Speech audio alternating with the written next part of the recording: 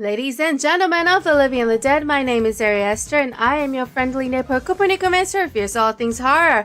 Happy New Year's Eve! Happy New Year's Eve, everyone. Well, for some in the world, it is already New Year's, but where I am, it's just New Year's Eve. It is the last day of 2025. And what better way to spend the last night of 2025 than Sylvia murder. Welcome in, everyone. Welcome in, welcome in, welcome in. How is everyone doing? Hello, the Marvel and CB. Sorry, let me start that again. Hello, the Marvel and DC Marshlands. Happy New Year. Hope you're having a good day so far. Kind of sucked because I had to work. I had to work, so it kind of sucked. But other than that, it was fine. When I say I worked, I meant I was available, but no one needed me because, you know, New Year's Eve is not exactly the day people go running to their necromancer and be like, hey, I need to talk to my long lost grandfather about my inheritance. So, I watched Supernatural all day while I was sitting there waiting to see if anyone needed me, but no one needed me, so it was great. But it also sucked, because I could have been doing something else. But that's okay. That's how it goes sometimes. That's how it goes. Hello, CJ fan. Hi, Ari. I hope that you have a great fun stream. Hope that Ace Attorney has been continuing to be good for you. Yes. Honestly, you can't really go wrong with Ace Attorney. It's a pretty fun game. Objection! Hello, Brado. Welcome in. Welcome in. That's right. We're gonna be doing a lot of objection and very condescending finger wags and shoulder shrugs today, because that's Ezra's thing. I hope that upcoming year helps you get thousands of subscribers. While I highly doubt that, thank you for having high hopes for me. But that's probably not gonna happen. But thank you regardless. Hello, Chris King. It's a war zone outside. I had to work today too. I feel it. Ugh, I know. New Year's Eve should be a national holiday. Who needs to? Huh? Just saying. My neighbors haven't started the fireworks yet, but I think they do. They don't really do fireworks. They do something worse than fireworks. They do the kazoos, and it's so freaking loud. Honestly, I would have preferred fireworks. At least fireworks is pretty to look at, but I don't think they can. Actually, I think it's raining today. Is it still raining? I don't know. I haven't been outside all day. It was raining earlier today. I don't think they're gonna do fireworks. I think they're gonna do kazoos like they did last year, which is so incredibly loud and annoying. I much prefer fireworks. At least it's pretty to look at, but I don't know. I'm also not gonna complain about my neighbor on New Year's Eve. Sounds like a shitty thing to do. But yes, we are back. We are back today with Ace Attorney Investigations. Because how else am I going to spend my New Year's Eve if not solving a murder? Solving a murder. Alright, let me go ahead and get all of this situated. I see the Christmas tree on fire! Oh, you had a real one? You had a real one? I've never had a real Christmas tree. Like I said, we barely even put up Christmas trees. Well, it has served its purpose, and now it shall be one with nature once again. I can't remember where we are at. Okay, so we finished the past investigation in the past with the Edgeworth Papa. We're now in the present.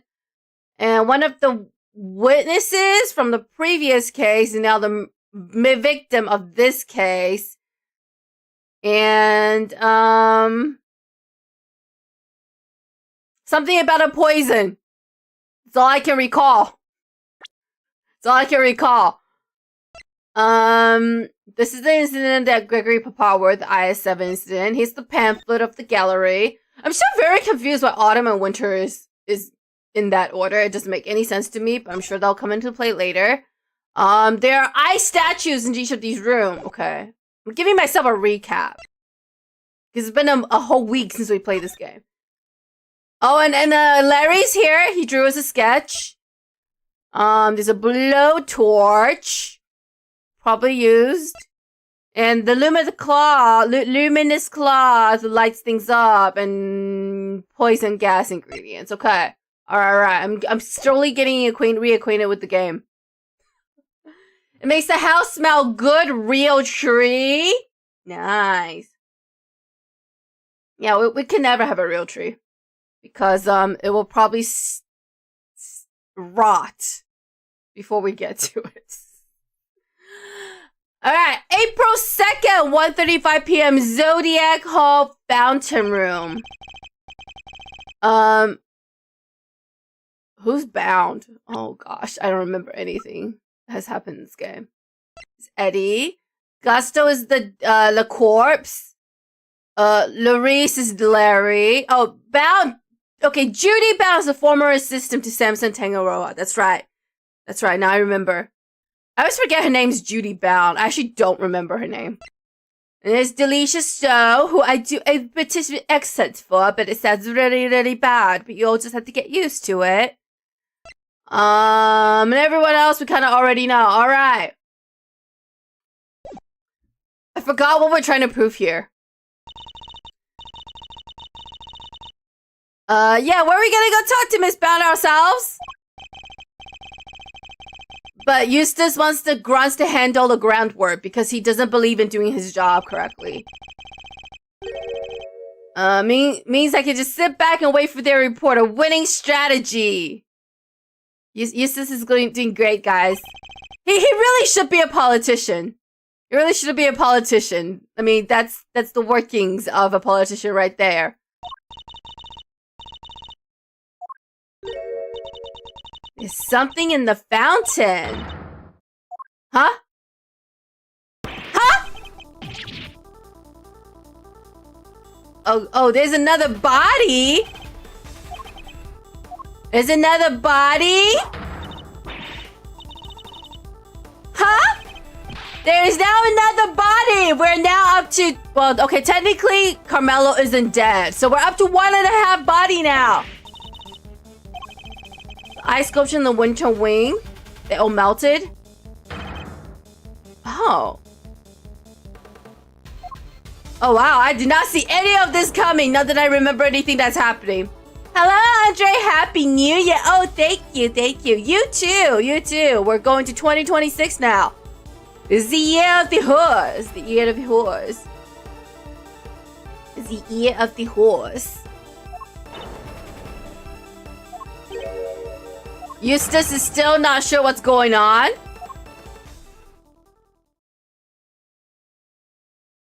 And, stuff is happening. Now we have 2 victims. Talk about deja vu. It's just like 18 years ago when the ice melted again.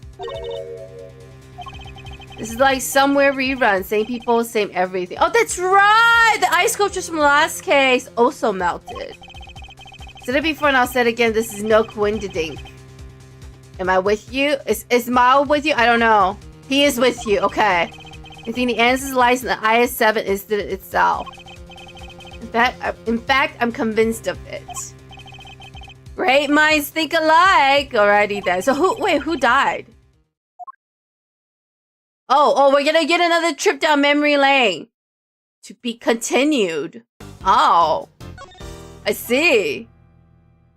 Wait, so who died? Why you no tell me who died? Who's the second victim? Let's get back into it.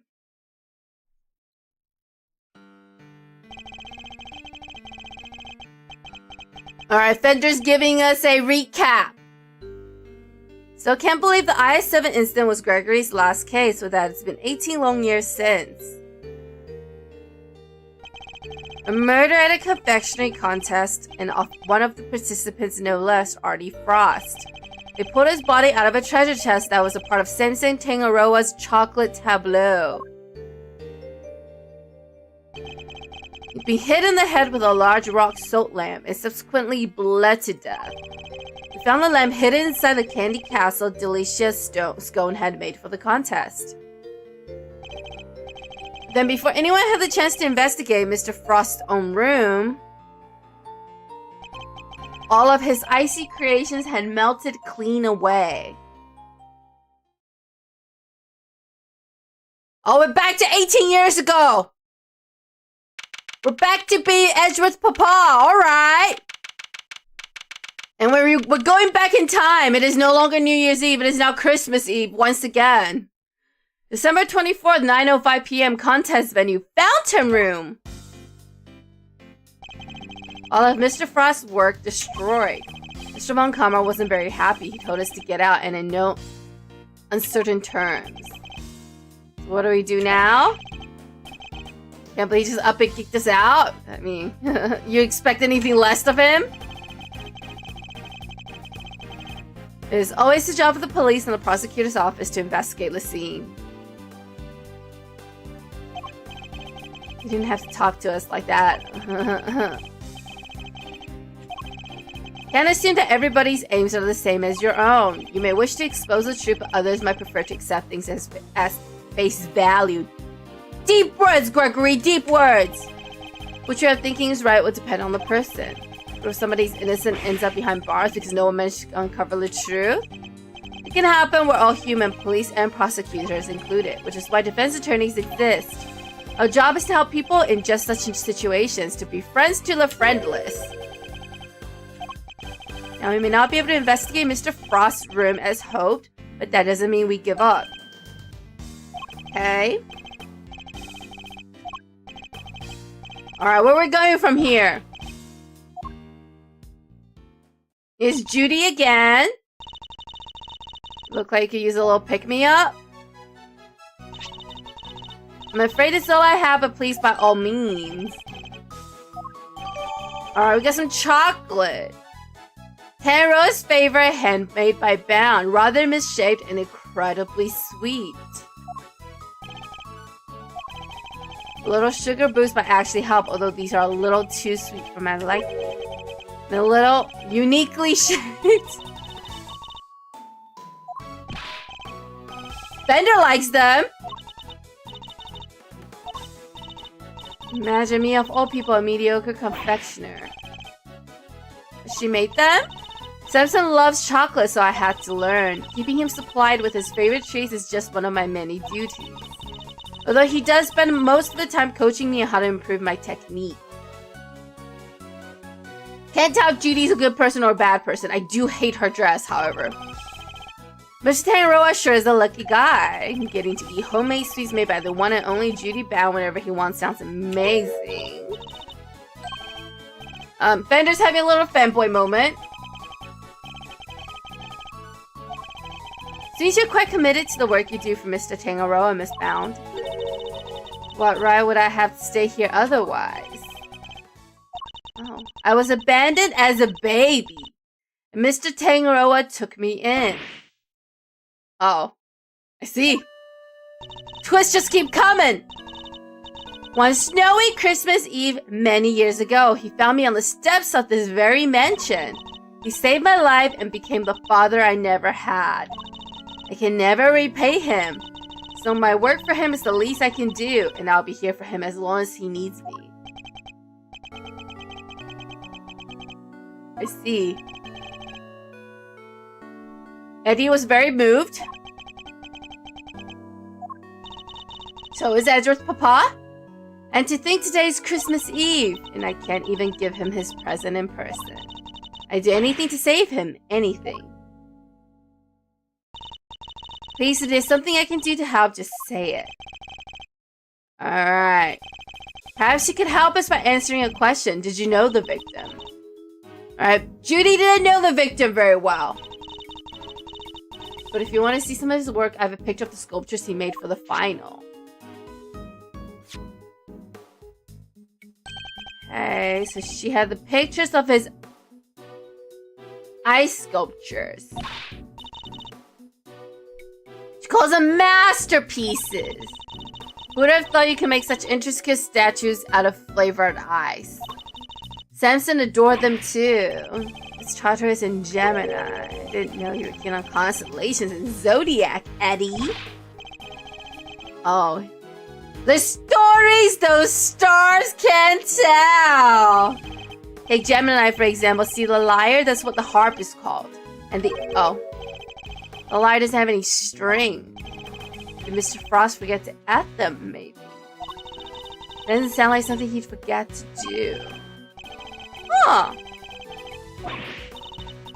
Huh. Wait, he just didn't seem like the type. Okay, Judy, so do you know him or do you not know him? He's got something to hide too. Took this photograph yourself, Miss Bound? Use this instant camera here. It develops a picture as soon as you take them. It's so useful. Okay.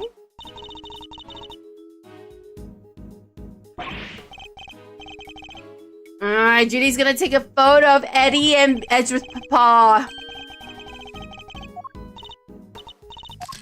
Alright, so they got a photo taken together. The picture's yours to keep.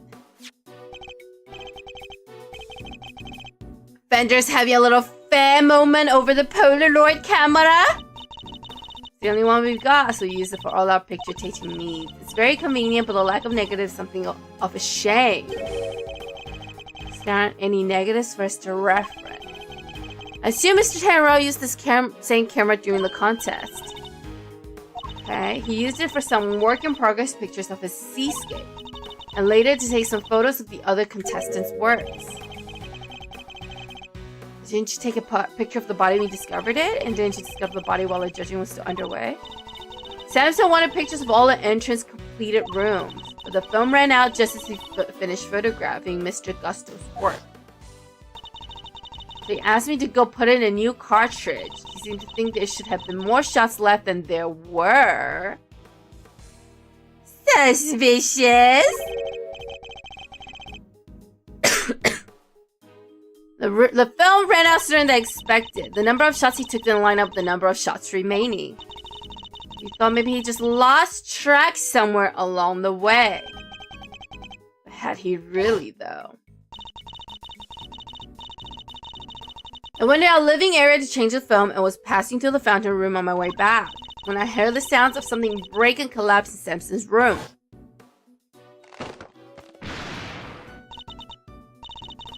Okay, so that's when she discovered the body. Mr. Frost's body was just lying there. I was in total shock. It was all too much. But I remember I called the police and then I went to tell everybody else. And the camera has been with me ever since. Okay.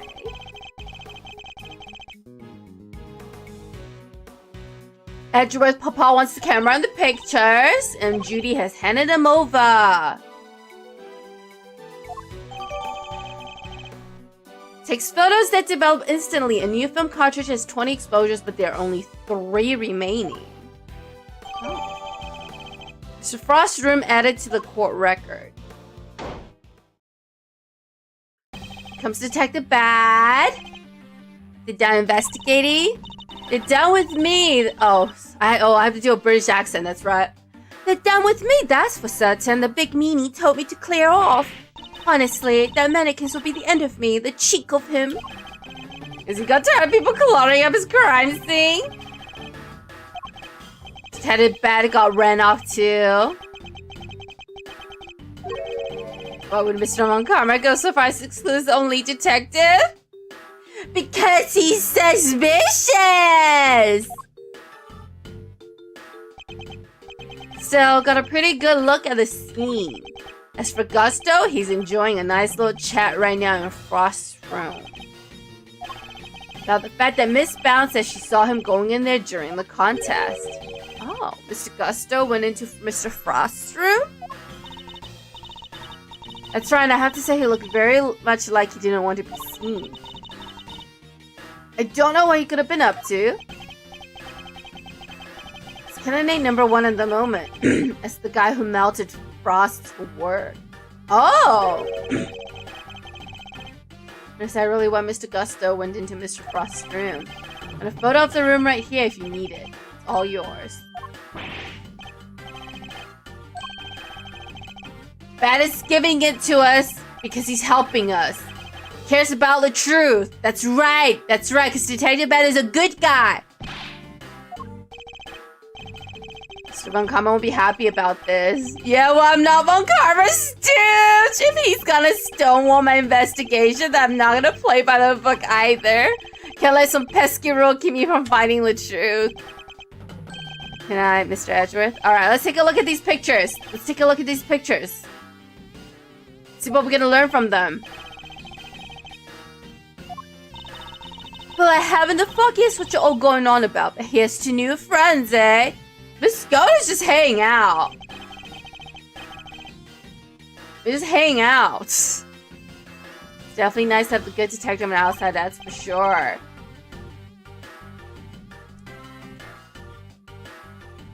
How's it going? Happy New Year's to everyone here. Thank you, LeVar Marvel and DC Marshlands. Thank you. Going back in time, just try and figure out a case. Alright, let's take a look at the photograph that was taken. This is what Frost's room looks like right now.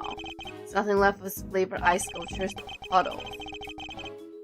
The floor appears to be completely covered in a pale blue liquid. I should compare this with what I just borrowed from Miss Bound. I'm assuming that the unplugged power cord has something to do with this. Alright, let's take a look at the photo that she gave us.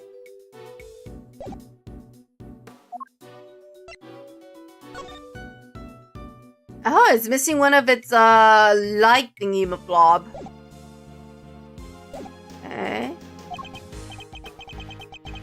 Okay. Once I was out of the socket, the display cases lost power and up the temperature went.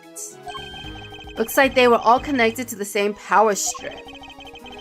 You have any idea when it was unplugged? Still working on that. The sculptures are beautiful. What a waste. Oh, this skull wants to take a few more bites out of the ice sculptures. Alright. Did they ever? I've never tried ice so scrumptious in all my life. Really? Man, I wish I could have had a bite. Well, scrumptious except for the salty bit, of course. That was unbearable. The salty bit? It's in the other photo you've got there. This bit, the hoppy thing. Oh, the harp was made of salt? Generalized liar. That's why I know strings? Because you ate them? I didn't eat that much, you cheeky little devil. I told you it was so horrible and salty. Okay, so the liar was salty, but everything else was not. It's interesting that only one particular part of this one particular statue tasted different from the rest. Could somebody other than Miss Scone really be responsible for eating the rest of the strings? Did you notice anything else, Miss Scone? Come to think of it, I did. There was a funny little mark on Chillywing's spot. It was 2 little letters. Let me see if I can draw it for you. There you go. Yes, it looks just like that. He aged. Oh. It's almost like a signature or something. I just knew Mr. Froston had made the harp without strings. He's not the type to skip an important detail like that. Alright, Miss Bound. Are you certain you didn't know Mr. Frost particularly well? Oh, she's sweating! She's sweating! That's so. You certainly seem to have some strong opinion about his attitude towards his work. Oh, the sketch sculptures are... Oh, she's sweating bullets! She's sweating bullets! Hello, Virgil! Happy New Year! Thank you! You too! I hope you did well on your exam. I'm sure you did well on your exam. Yes, Happy New Year! Happy New Year!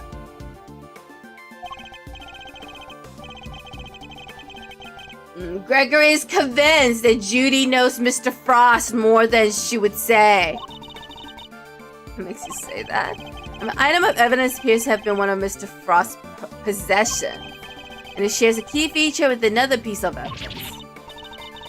Oh, she's talking about the teapot. What are these 2 pieces of evidence of yours?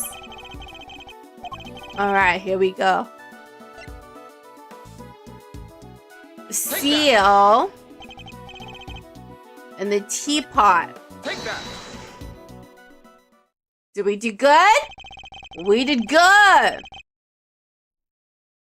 Decent so far, though still not finished until mid-January. Well, good luck. Good luck. Study hard, and I'm sure you will do excellent. I'm sure you will do excellent. Whew. All right. Miss Scone found Miss Scone found 2 letters carved into Mr. Frost's eye sculptures. I think they were a signature of sorts. After all, it's not unusual for an artist to initial their work. Guess not. That's right, dear. It's just like you said. Chillywink statues had the letters PH carved in them. Plain as day. Shouldn't it be AF? You think so, but take a look at this. The seal we found at the crime scene. You're welcome, Virgil. Let me know how it goes. It seems reasonable to assume that the seal fell from Mr. Frost's pocket, and when pressed into the surface of an item, it will leave behind the letters PH. The same pottery mark we see imprinted on the bottom of the item in the tea set. Yeah, the same one that she's been serving everyone tea with. We've already established that the tea set is the work of the sculptor Paul Haley. From that, we can assume that the same letters would mark any item as a piece of his work. Fact of which you are well aware, correct, Miss Bound? Yes, I know that he always marks his work with his initials like that. And he's never revealed his true identity in public, so it's the only way to know his works are truly his. So Paul Halleck was Archie Frost. There's no order in convection, at least as far as Miss Bound was concerned. You see, Mr. Frost is in fact a famed sculptor. None other than the famed sculptor Paul Halleck. Okay, so the same person. It's not like the mark's hard to copy. Anyone who's seen it could fake him with it. Not exactly conclusive proof that Frost was who you say he was. It's proof enough for Miss Bound. What matters is that she believed it. His true identity will have to be investigated by the good people of the precinct. We leave that to you, Detective Bath! Shouldn't know I couldn't hide it from you, Mr. Edgeworth. Oh, come on now, Judy. You're aware of who Mr. Frost really was. She was. When I discovered his body, I saw the seal you found. Don't ask me how, but I just knew straight away that he was my dear Paul Halleck. Imagine his entries in a confectionery contest were his final legacy. A great man like that. Be honest, did you enter Mr. Frost's room at any point? Answers pause asking the hard-hitting questions. Photograph of Mr. Frost's room. I'd like to know when it was taken. Must have gotten mixed up with the one Samson took during the judging. I'm afraid I find that rather hard to believe. You say yourself that the camera ran out of film during the judging. That you've had charge of the camera since before Mr. Hengro had a chance to visit Mr. Frost's room. That's how you were able to take that picture when you discovered Mr. Frost's body. I suppose so. This suggests that you took only 2 pictures with the new film, one of Mr. Frost's body and one of his room, but I have a piece of evidence that's otherwise.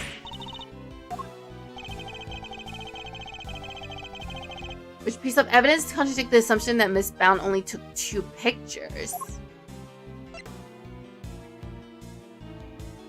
Wow. This camera sure is missing a lot of film.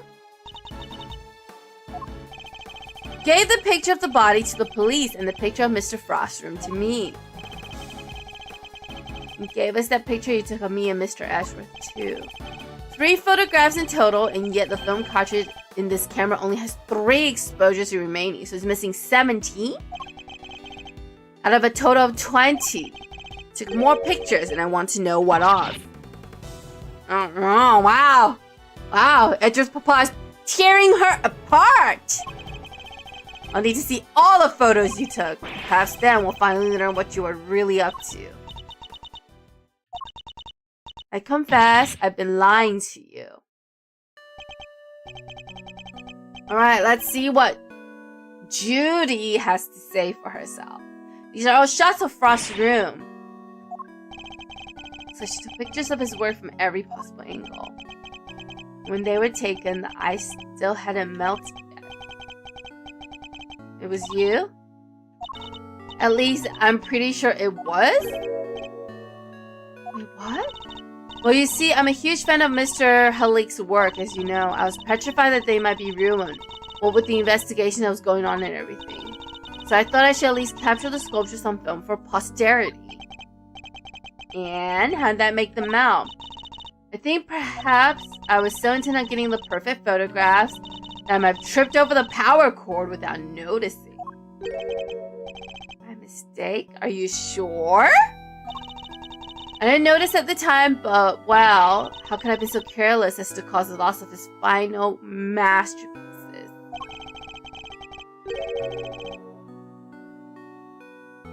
That seems a little convenient to me. I'm not sure if I believe it. Same here, Gregory. Same here. But I'm not in a position to refute either. I mean, we don't have any proof. I mean, to cause any trouble?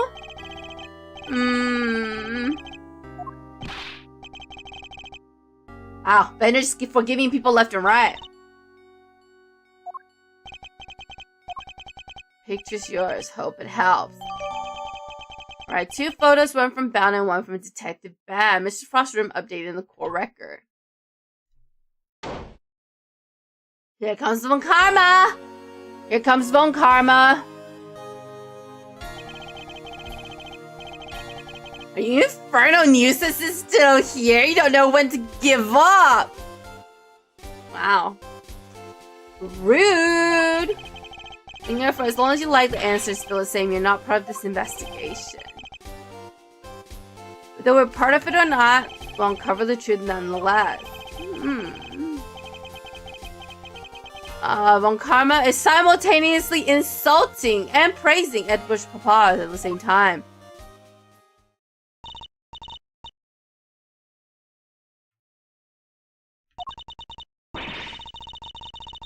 Alright, Judy is confessing for Mr. Frost's work melting.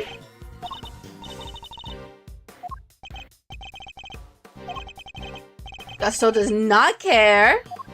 You didn't do anything at all, Mr. Gusto? You went into Mr. Frost's room, didn't you? Perhaps you could tell us why.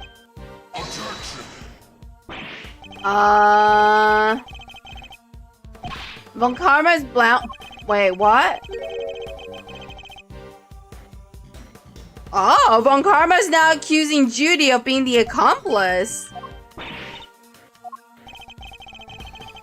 Alright, Von Karma's going to interrogate her now.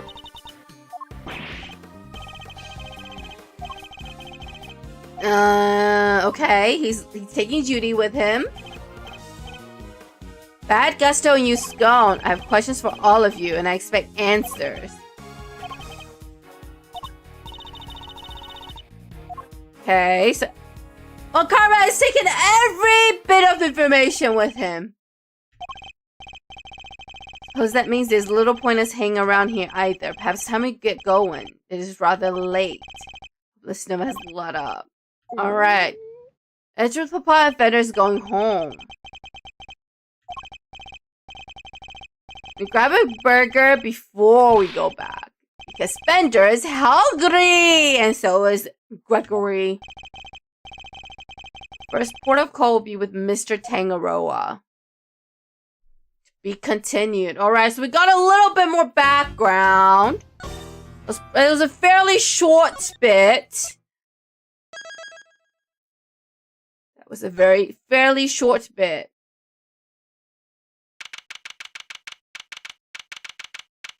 Oh, Judy's here already at the detention center. December 25th, 10 a.m. Detention center visitors room. Okay. Hello, Judy. Oh, hello. What you doing here? I'm so sorry about what happened yesterday. She looks rather tired. Has Mr. Von Karma finished interrogating you?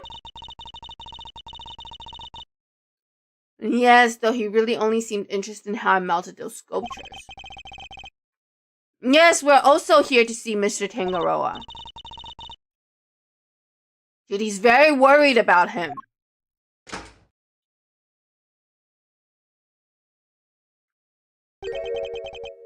Hello, Detective Bad. What's going on? Oh, he just happened to be here? Fender, he's obviously here to give us information, okay? Don't turn him off.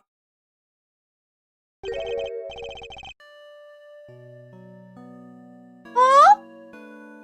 His hair turned white. What happened to him? What did they do to you? They didn't seem to want to let me sleep. I had no idea interrogations could be so involved.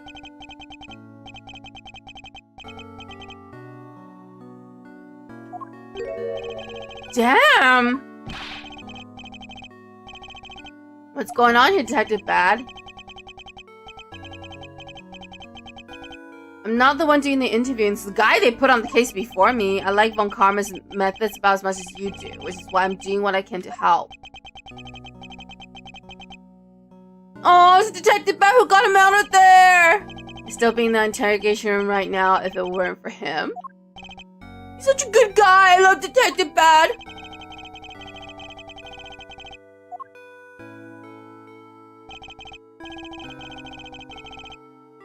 Alright, Eddie, let's share yesterday's findings with Mr. Tangaroa.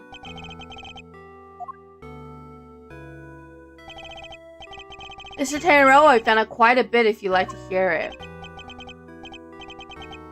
He's so out of it! He's so out of it! My blood sugar might be running a little low. Oh, let's give him some of the chocolate that Judy gave us.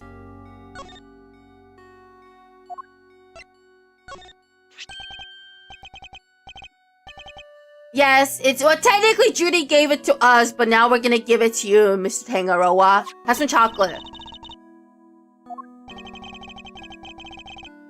So I could just give them to you, but the rules here don't exactly allow me to do so.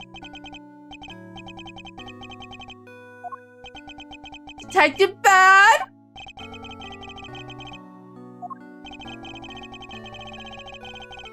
I hope Detective Bad's noting the meaningful look in his direction. Let me take a look at them. If they seem legit, I might consider passing them on to the suspect. Oh, thanks, Detective Bad. So kind. He's so kind. I love him.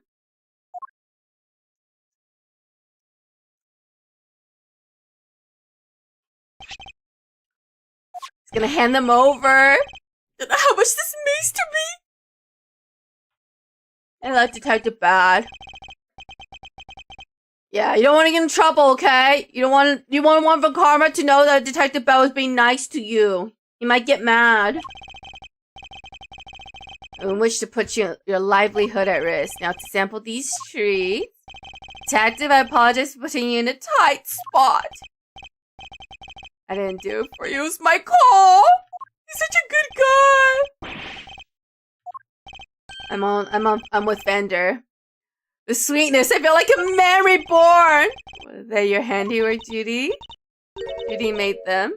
How were they? Oh, he's breaking into a saw. Feel them melt. Soft and smooth. Chocolate that will comfort and soothe. Ear to ear, ear to toe. Smile and say, will it taste as it flows? Delicious. I hope that's how the song goes, because that's how I'm singing it. Not exactly beautiful, but they're sweet and also flavorful. Thank you, Judy.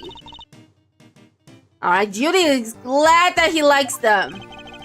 I'm glad you're back to your old self. food they serve here is just so flavorless. Between that and a lack of sleep, I was about ready to collapse from sheer despair. Dino wants to know if the food here is really all that bad. Just the usual French fries, ham sandwich, stuff like that. And yet I couldn't taste a thing. Anyway, I'm heading back to the scene. Do you have any new information, detective? If you would be so kind. Oh, we were right about the victim's identity. He was Paul Halik. Frost worked as a sculptor in France, where he was known as Paul Halik. Alright. Another punch for Mr. Tangaroa. I never would have imagined. Or Mr. Halik. So the famous French sculptor wasn't a Frenchman after all. This all would certainly explain why Mr. Halik was such a recluse and refused to show his face in public. He was busy working on his greatest masterpiece, apparently, a bunch of zodiac statues. Guess he'll never finish them now. Oh, wow. True. Never finished the greatest masterpieces? Nah, since he was making statues for each season, he never got around to the winter constellation. Taurus and Gemini? So the two he made of ice would have completed the set. Now they're nothing but puddles. What a bummer. One last thing, since he had himself a bit of a spending habit when it came to his work. Every statue cost him millions to make millions as an imp? Which means he's always strapped for cash. We're checking to see if there's any chance someone caught in the debt. Millions for a sculpture? They're not even made of marble. They're made of ice. They're not made of marble. What? Have any idea why he entered the confectionery contest? None. Guy didn't even tell his family. Let's see. Isn't that bad? I'll go fetch another guard, but I can't be hanging around any longer. Thank you, detective. Goodbye, detective. He's a good man. I know! An uncompromising one, something who can be trusted to stand up for what he believes in. Oh yeah, I have questions for you.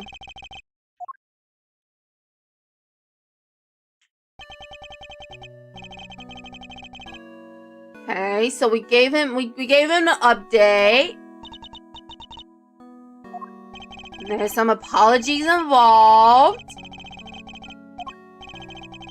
Mind if I ask you a question or two? Alright, let's ask Samson some questions. Let's ask him about the contestants. Wait, can you tell me about the contestant who took part in the final round of the contest? It was Miss Scone. I loved her design concept. Unfortunately, her entry was in violation of the rules, and so I had to disqualify her. Mr. Gusto's creations were a perfect balance of flavor and design, at least up through the semi-final. But disappointingly, his entry for the final was subpar on both counts. And there was actually something a little unusual about his entry for the semi-final as well. Which was... it tasted identical to Mr. Frost? It may have looked different, but I could have sworn I was eating the same thing. What exactly does his work look like? It should be a photograph back in my mansion. Okay, Judy will show us later. Thank you. But Mr. Frost's entry from the finals, that was truly sublime. You ready to finish judging it? Even though his body had been discovered in the meantime? I wasn't aware of what happened until after I completed my assessment. Mr. Frost wasn't in his room when I visited, so I took the liberal sampling of it. Part of the liar, I believe. Never tasted anything like it. It was like a dream. I was so moved that I burst into song. The liar tasted good? I'd like to hear more about that if you don't mind. I thought it was salty. I'm quite sure it's the liar you tasted when you sample Mr. Frost's work. I'm sure of it. It was part of the Gemini sculpture, which is the only sculpture in that display case. Mr. Tango, would you mind taking a look at this photograph for me?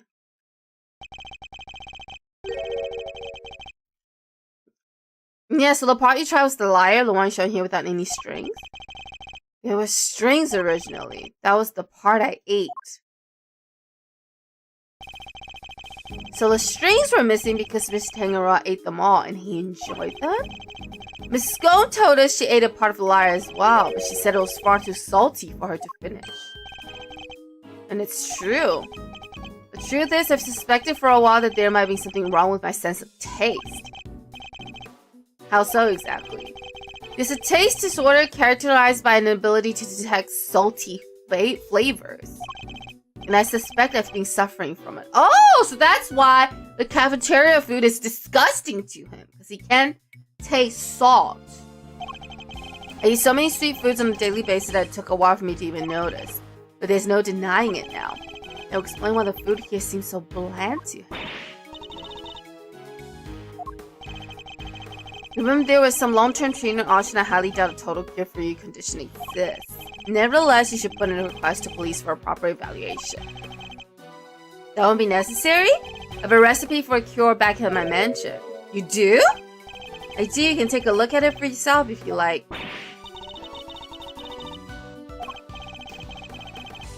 Wow. Samson's putting all his faith into us.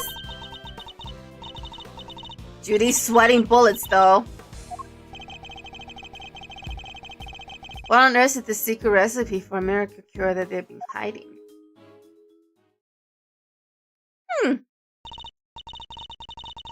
Suppose I should be getting back. Alright, Judy's going back now. Samson has words for Judy. There's more to life than just me. Please, Judy, think about the life you want to live, because I won't always be around. Now you don't have a life to live, so I'll be waiting right there at the mansion until you come home. If you'll excuse me.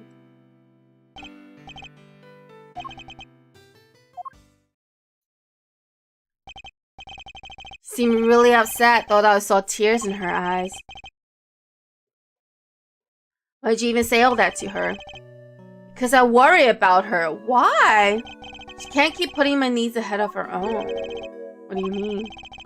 The Halit collection, the candy making. It's all because she thinks these things will make me happy. Oh. She never thinks about what she wants, what she likes. I just want her to be her own person and choose her own destiny. The last thing I want is for her to miss out on all that life has to offer because of me.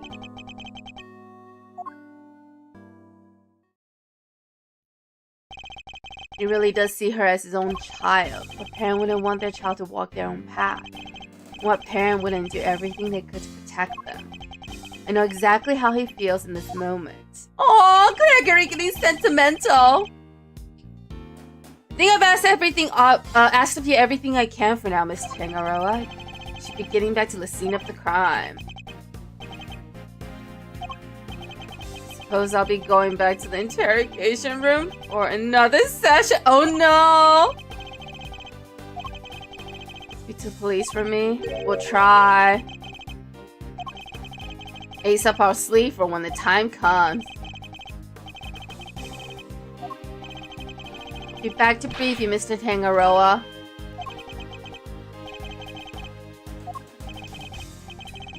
Interrogator will do everything in his power to extract. Your interrogator will do everything in his power to extract a confession from you. I hate to see an innocent man suffer like that. But please, you have to do everything you can to hold out. If you can't, Mr. Von Karma will use that confession against you for as long as this case lasts.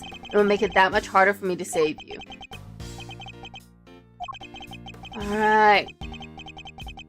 Gregory won't give up until Mr. Tanner is out of there.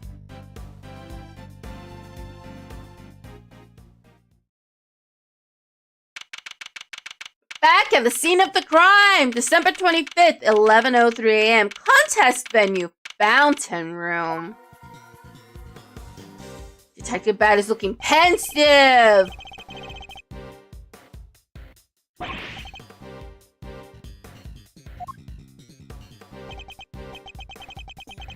What am I talking about? Nothing! Absolutely nothing! Absolutely nothing. Hello, Isaiah! Happy New Year's Eve! That's right, we're solving a crime on New Year's Eve. Happy New Year's Eve to you as well.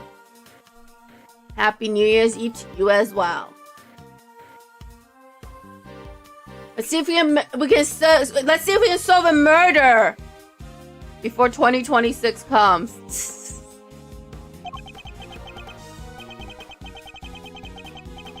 Alright. So we're back to investigate more. Need something solid if we're going to save Mr. Tangaroa. I hate to break it to you, but apart from this room, the whole place is on lockdown. Oh. When Karma's playing dirty! I haven't seen the autopsy report yet either. You guys probably got a hand in that too. Don't expect to speak with anybody except us cops and Miss Bound. Everybody else is gone, and I doubt Von Karma will be handing out phone numbers.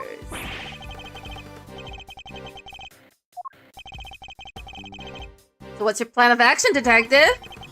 Same as before, do what I can to help you uncover the truth, like I promised. Alright, let's see where this takes us. Just you wait, Mr. Von Karma, we're gonna beat you and your dirty bag of tricks. Your bag of dirty tricks. Wow, I cannot read today.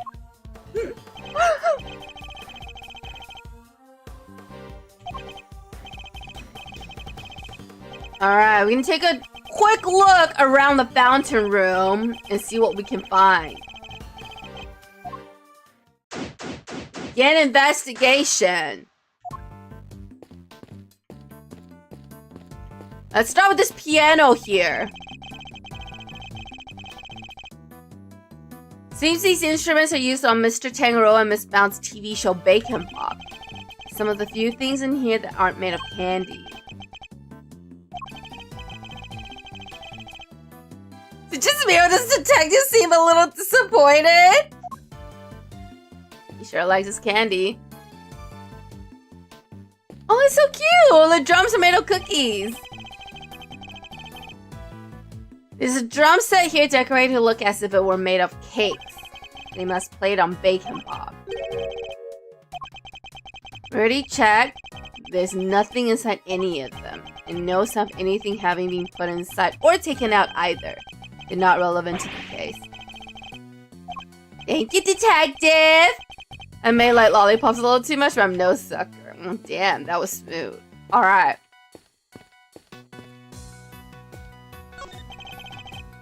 Santa Claus statues is made of candy too. That door leads to Tangaroa's room. So yeah, could be he made that thing too.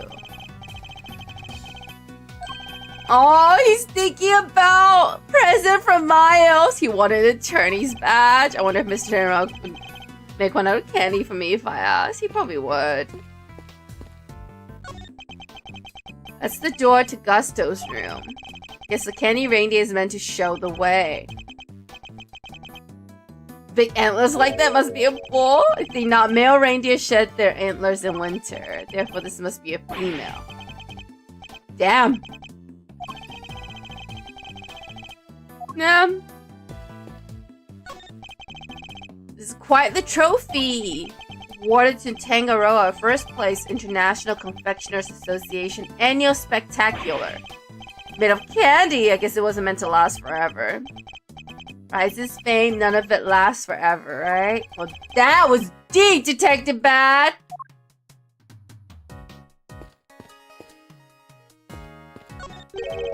Where does the elevator go? The second floor. Tangaroa and Bound lives up there. Sounds like they live a pretty charmed life. Tea parties, candy making, that kind of thing. They even have a garden. Must be nice on a sunny day. Perhaps they'll invite us when all this is over. You come, wouldn't you, detective?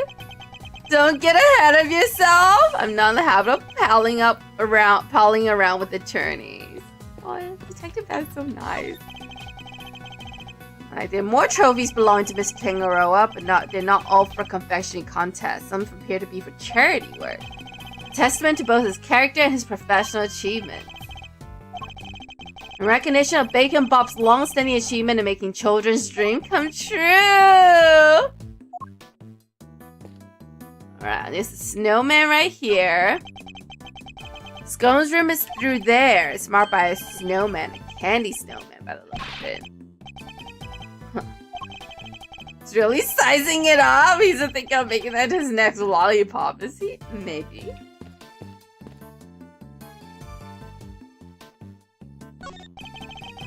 Christmas tree made from candy. These candy statues have everybody on edge.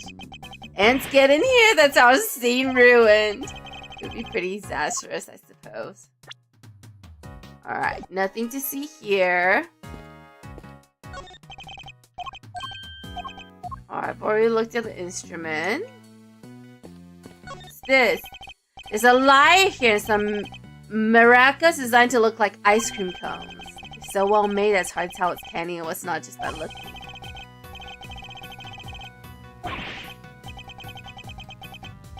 Bat already checked them. They're real. Did you manhandle vital evidence, detective? I didn't touch them. Not with my hands, at least. Use gloves.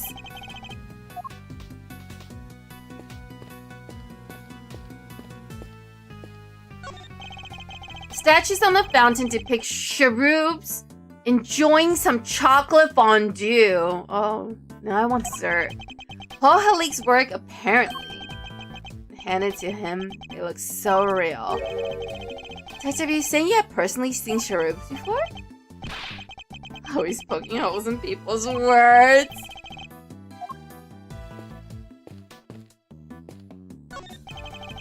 The sign shows which artist's work is on display in which room. From left to right, Mr. Tangerone, Mr. Gusto, Mr. Scone, and Mr. Frost. And incidentally, the sign is also made from candy. What are they gonna do with all this candy? Was somebody gonna eat it when the contest was over? Excellent question. Alright, not much else here, so let's go talk to Judy. Hi, Judy. Miss Bauer, we're here to continue our investigation. Sorry about earlier? Still looking kind of down the dumps, Mr. Yi. She must have been greatly taken aback by what Mr. Tangaroa had to say. Found the photograph with semi-final entries for you. Thank you. Alright, it's all ours. Scone sure knows how to make a cute cake.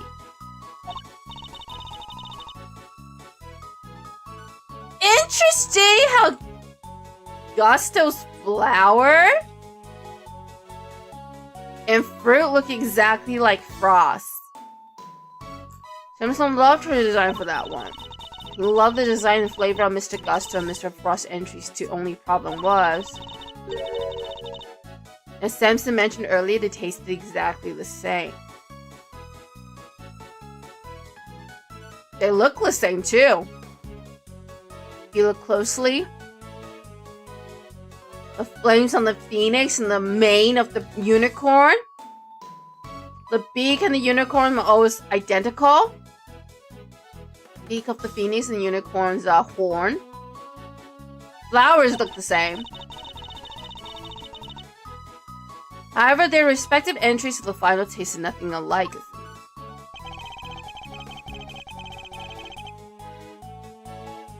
Was there anything else of note that changed between the semi-final and the final?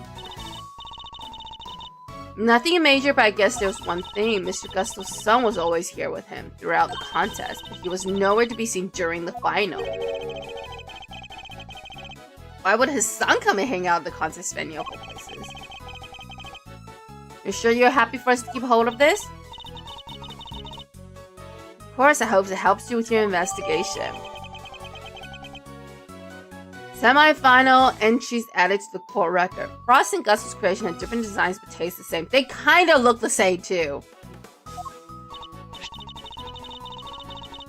I also have the book containing the recipe for the cure Simpson mentioned. This is the same book as the one, the chocolate frame. We put it on display there so everyone could see the grand prize. There's not a book of dessert recipes, I take it. Oh no, we told the contestants, of course, but I guess nobody told you yet. So all the contestants all knew what the ultimate cookbook was this whole time. Ultimate Cookbook, a book containing formulas for creating a cure for taste disorders and other chemical and pharmaceutical items, added to the core record. I'd like to hear more about the cookbook if you don't mind, Miss Bound. Okay. Let's ask her about the Ultimate Cookbook. Now I'm curious. Also eating cough drops. Because my throat is not doing so hot today. The Ultimate Cookbook! So if I understand correctly, the Ultimate Cookbook is actually a collection of recipes for different medicines. Exactly, or rather totally new medications that haven't made it to market yet, to be precise. Well, now we know what Miss Scone is doing here. To the right buyer, a pharmaceutical company, for example, it would be worth a fortune. Why make that the grand prize in the confectionery contest? Mr. Tangaroa is the sole heir to the Tangaroa family fortune. Perhaps you've heard of the Tangaroa group. The what? Oh, Vander has heard of them, but I haven't. It's a major pharmaceutical corporation, sells all kinds of pills and poisons.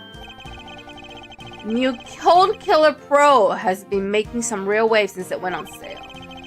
I always reach for a cold killer when I'm feeling under the weather, which is never as far as I've seen. I'd like to hear more about the Tangaroa group if you don't mind.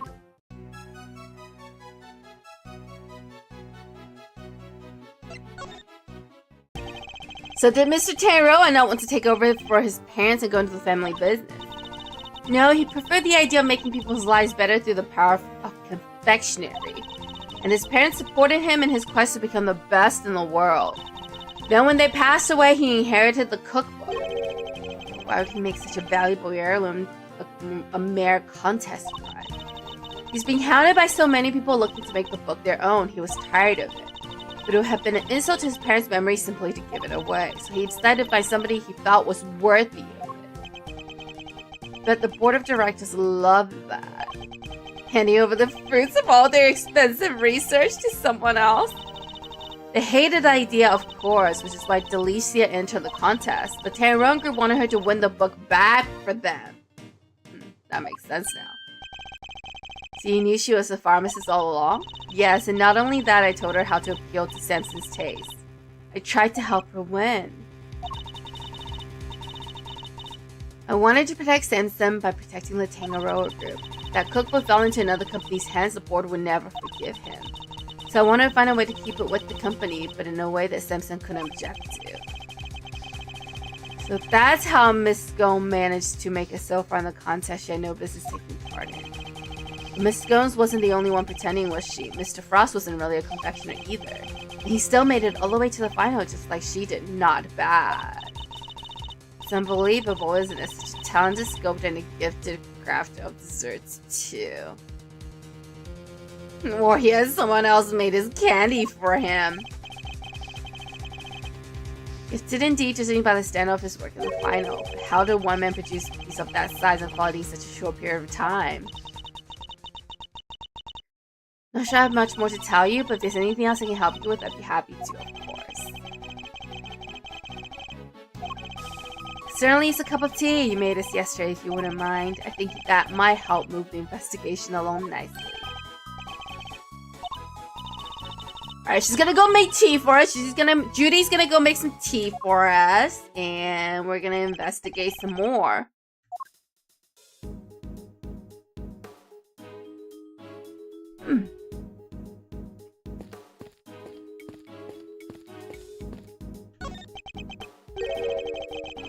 What are you investigating? I'm analyzing the fountain water to see what might be in it. And what did you find? Chocolate and what looks like the kind of flavoring and coloring used in frozen desserts. The composition of the chocolate seems to be the same as that of Mr. Tangaroa's work. And the flavoring and coloring match the profile of those used in Mr. Frost's ice sculptures. There's little rivers flow from all four artists' room right here to this fountain. guess that's how the stuff from the melted sculptures wound up in there. And that's not all, sir. We also found blood.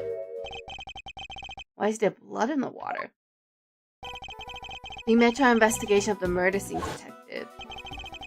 Now look at the scene in front of us. Oh, the pool of blood that should be there is missing.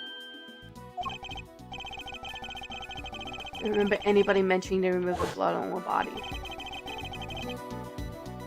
The victim's blood was mysteriously absent, as was the part of the chocolate chest that I pulled down. I believe that the blood probably belonged to Mr. Frost. Victim, huh? Have the guy compare it with the blood on the murder weapon.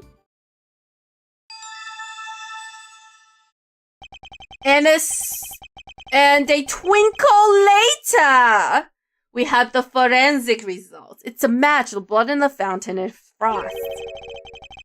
But why would someone send the victim's blood downstream into the fountain like this? Frost's blood was found in the fountain, but not at the scene of the crime. Investigation complete! We learned a little more about the contest participants. There's still one question involving Mr. Gatto for which we never got an answer.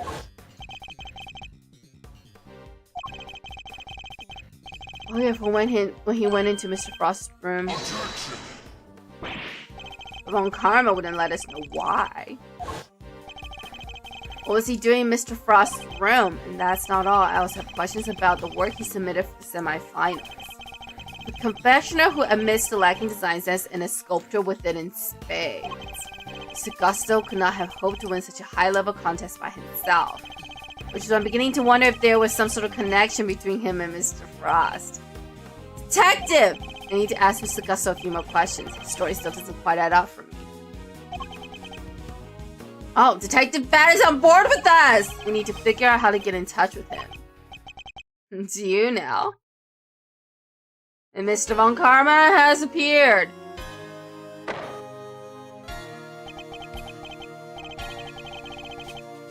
Good luck with that, because I have no intention of allowing it.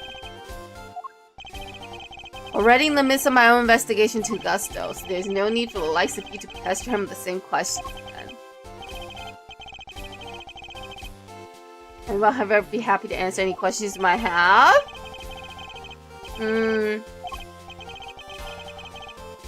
Then allow me to take you up for that offer. I'd like you to tell me about the connection between Mr. Gusto and Mr. Frost. Alright. Well, Karma's about to give us testimony on Gusto and Frost's connection. Connection between Gusto and Frost is simply a matter of coincidence. Both happen to be taking part in the same contest. And that's all? I see. We have to confront him with evidence. We want to draw the truth out of him. It's imperative that we do. He's clearly hiding something. Okay.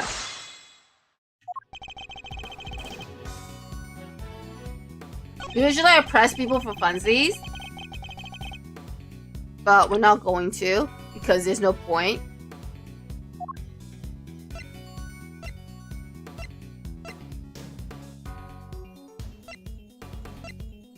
I'm gonna show the photo of the semi-final entries. I wonder if you could take a look at the two confectionaries in the foreground for me, Mr. Von Karma. They were made for the contest semi-finals. Both are quite exquisitely crafted, wouldn't you agree? As the nameplate suggests, these were Mr. Gusto and Mr. Frost's entries. Mr. Gusto told us that confectionery design was far from his strong suit. And yet, his work in the picture is just as good as Mr. Frost's. Exactly as good, in fact. We learned from another witness that their two entries also tasted exactly the same. What am I suggesting? I'm suggesting they work together, Von Karma! We're helping each other out. Let's take a closer look, shall we? While at first glance the two may appear to be superficially different, it soon becomes apparent that there are significant similarities in how they were put together. They are made of the same ingredients, taste the same, and share a similar design aesthetic. This picture's proof positive that the two are working together. Figure out that much, I suppose there's little point in denying it. Alright. Mr. Von Karma knew all along that they were cooperating, but I'll warn you, none of what you're about to hear will be to your advantage. Oh. Just a little bit foreboding! Just a little bit. Let me confirm what you seem so desperate to prove. Gusto and Frost were indeed working together. Gusto spelled out the details of his relationship with Frost during his questioning last night. It seems they were helping one another right up until the day before the final. And then why were they not helping each other out on the final? So you knew that the two were cooperating. Are you trying to bury the truth?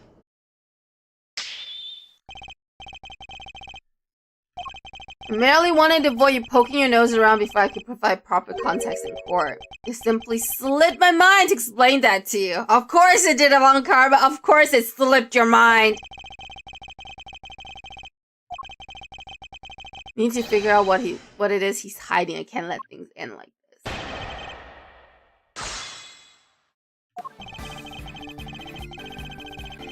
Alright, so let's press the statement where he confirms that Gusto and Frost were indeed working together. Are you trying to hide it? I don't just hand out information like candy, and certainly not to the defense. Not like that lolly-hot nursing fluffy detective out there. Excuse me! Detective Bat is a great person.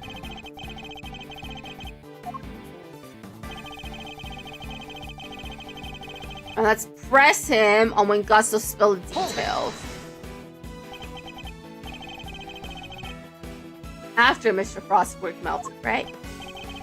I interviewed Gusto personally. Right.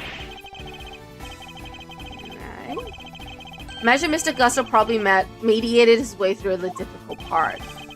He most certainly did not. Every time he closed his eyes, I brought him back with the almighty snap. No one dares to plead the fifth with me? And that is how I was able to perfectly learn every last detail of Gusto and Frost's relationship. Alright, let's press him. But they were helping one another out right up until the end. But why were they cooperating? Gusto's sense of design is subpar and Frost was an amateur confectioner at best. Neither of them stood a chance of making it through the contest alone. Goal was their endgame. Why cooperate only until the day before the finals? Gusto claims to have ended this game. Allegedly, he wanted to win the final on his own merit. His one and only goal was to be crowned the world's best confectioner, and his pride would not allow him to do so with the help of another.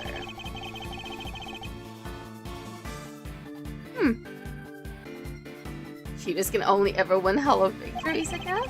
I was under the impression that their collaboration had only lasted through the semifinals, but I'm starting to think it might have lasted up and through the final itself. Alright, Mr. Von Karma, I'd like to ask you some more about how long they were together for, if you don't mind.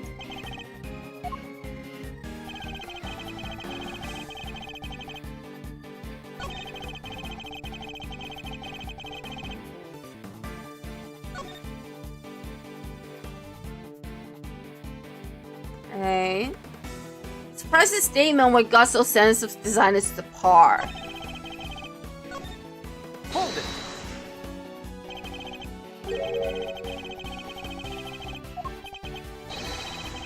Alright.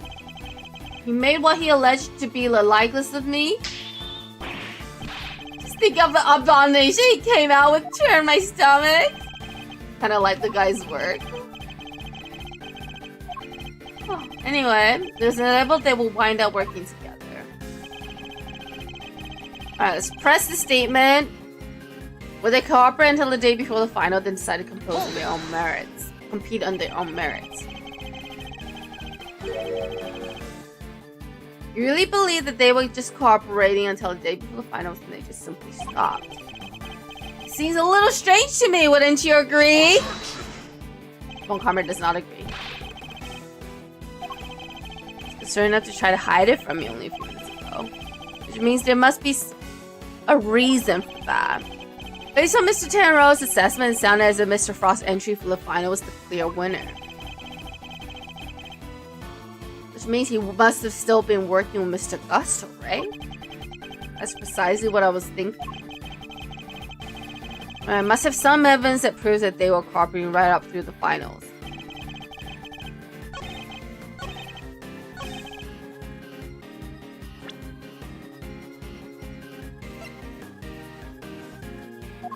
Right. I'm not sure if we should take a photo of Mr. Frost's room. Or we're gonna present...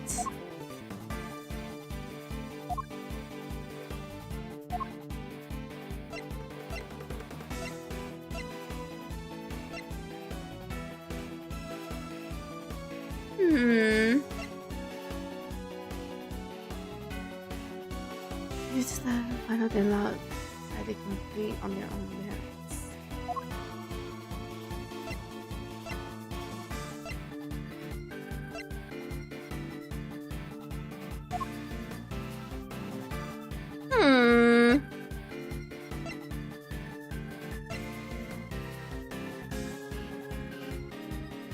Let's present the Mr. Frost's room. Okay, that did not work.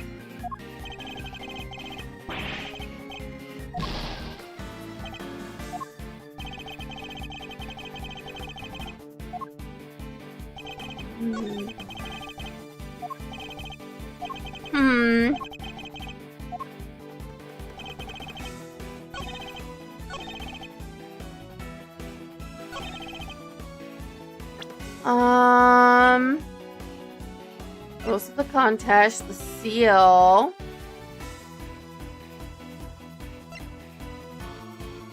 Privacy notes.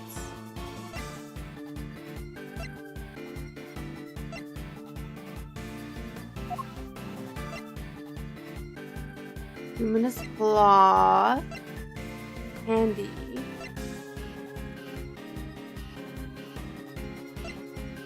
Photos.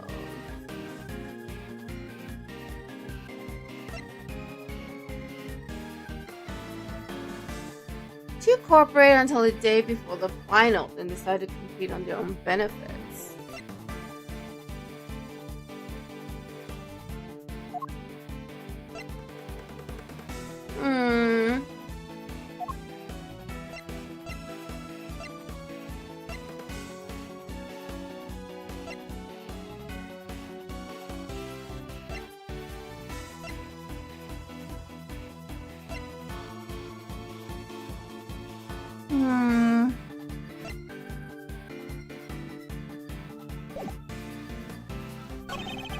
So we're arguing about when they stopped working together.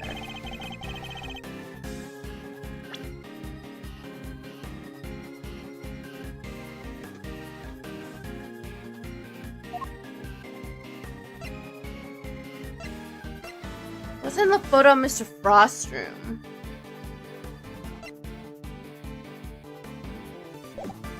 Just press him.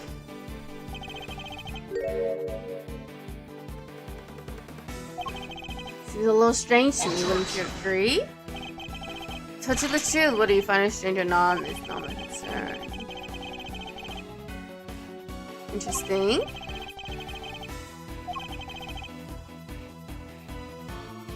Based on Mr. Tannero's assessment, it sounded as if Mr. Frost's entry for the final was the clear winner. He must have still been working with Mr. Gusto.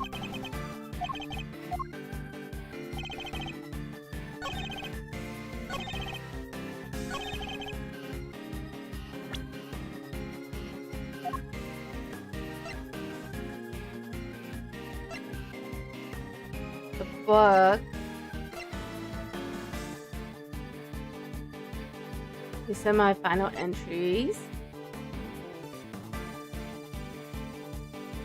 Liar was salty.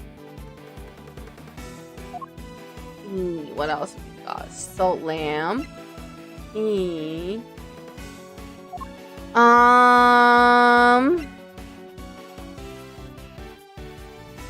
2 photos in a row? Hmm.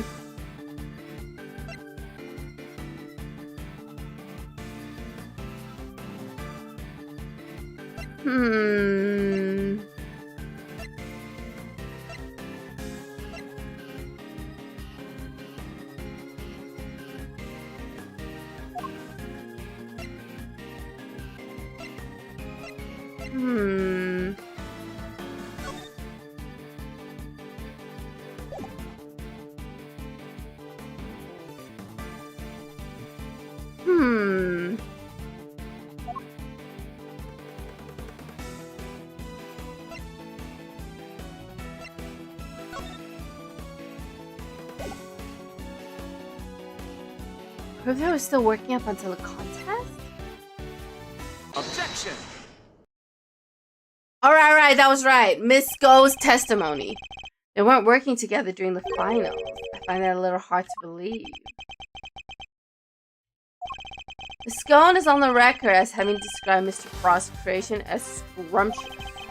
And while he was certainly skilled, I doubt even he could have become a world-class confectioner overnight. It seems far more likely to me that he and Mr. Gusto were still cooperating during the finals. Karma is not pleased. A search requires proof, and one person's entirely subjective statement is not proof of anything. But I just offered you proof. Very him indeed. Hello, Johnny. How are you? Hope you had a good New Year's Eve. Going.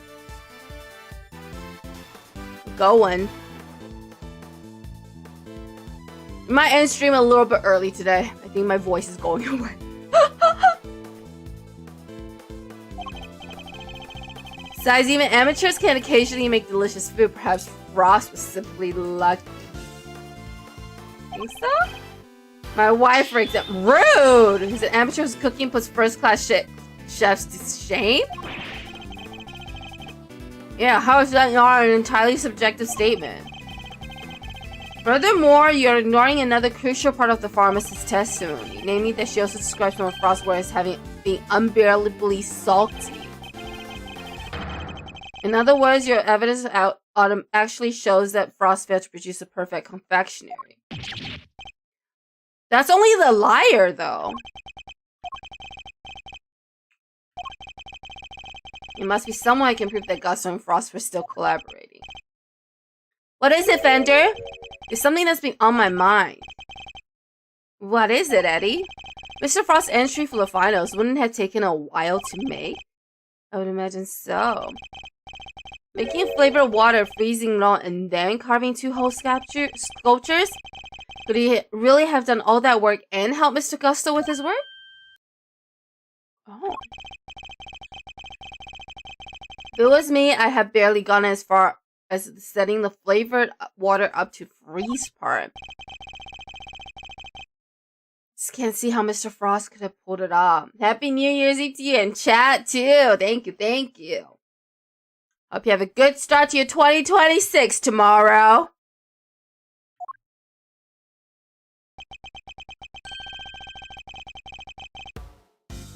Gregory just praised Eddie for having lawyerly instinct. The ponderings certainly point to another possibility. Maybe it wasn't Fender, it was Fender's... No, maybe it wasn't Mr. Gusto. Because isn't Mr. Gusto's son here?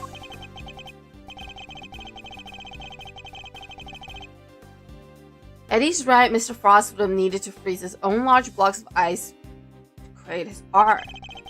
There would have been time to do that during the There wouldn't have been time to do that during the contest itself. So what must Mr. Frost have done in order to finish his flavor ice entry within the time limit? Make the ice the day before the final. Make the ice the day before the final. He must have made the flavor ice the day before, then all he would have to do was sculpt it. What are we murdering about? Stuff, Von Karma, stuff! Yeah, Gregory just realized something, that's all. I realize that you're correct. That's like, I hope you know what you're doing. We haven't accepted defeat. The only thing I'm accepting is that perhaps one of the things you said was true. They were helping one another right up until the day before the final. Just as you said, the day before the final really did mark the end of their collaboration. Mr. Frost's entry was carved entirely from blocks of flavored ice. Ice which would have needed at least a day to freeze, and whose flavors would therefore have already been prepared by Mr. Gusto. Which is why only the liar tastes different, because he had to make the liar himself.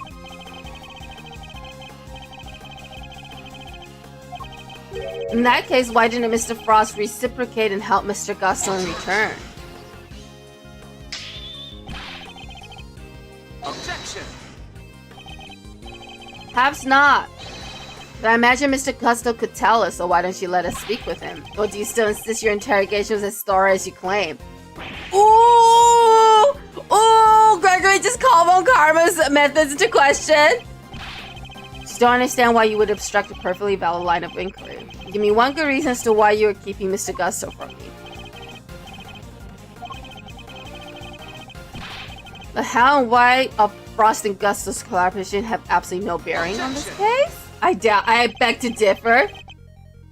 How can you possibly say that with any certainty? If their relationship had broken down for some reason, that could very well have been the motive behind his murder. Could it indeed?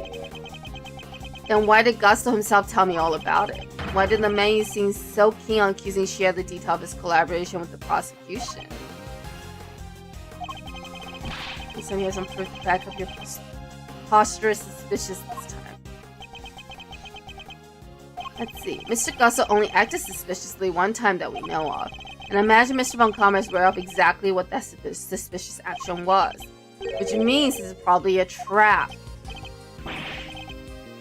But even if this is a trap, can't back down now. Mr. Gusto snuck into Mr. Frost's room and we still don't know why. That fact alone is reason enough to suspect him. Alright, here we go. That's your only concern, then allow me to clear it up for you. It was a trap. I was saving this for the trial, but consider it a taste of things to come. Plus, I hate for the proceeding to drag on because of your needless interjections. You take a look at this.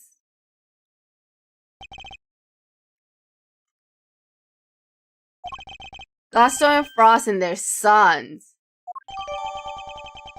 A photo of Frost, Gusto, and their sons. Gusto's son visits his family daily up through the semifinal.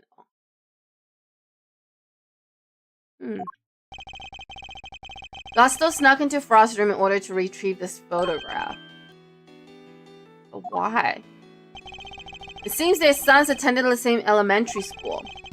Gusto was concerned that the fact of Mr. Frost and his acquaintance might place him under undue suspicion.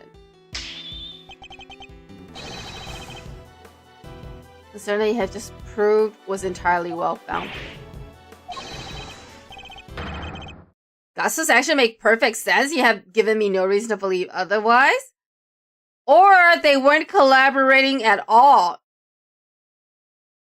And Gusto's son and Frost's son were the ones collaborating.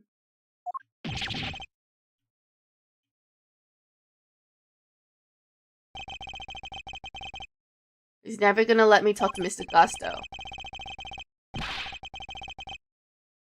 Now, if you're quite done obstructing my investigation, I have things to be getting on with.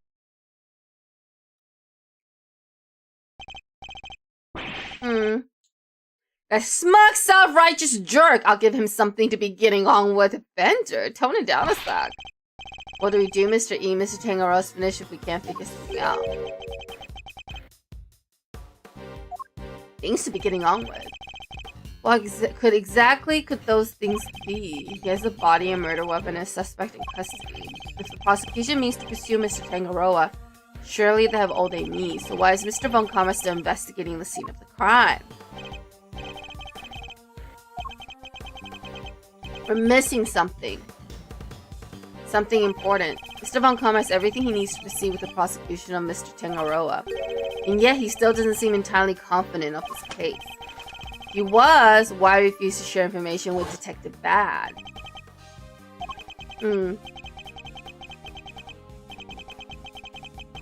What's on the autopsy report?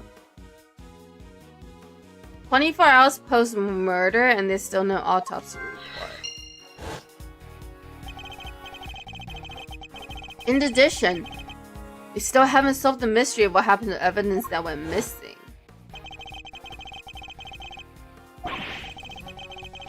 Chocolate that was melted. None of the victim's blood was found in Tangaroa's room.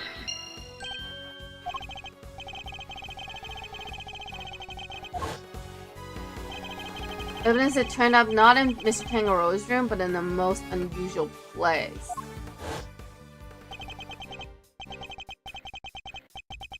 Oh. But the blood in the fountain matched. So Frost was probably killed in his own room. So there were no traces of Mr.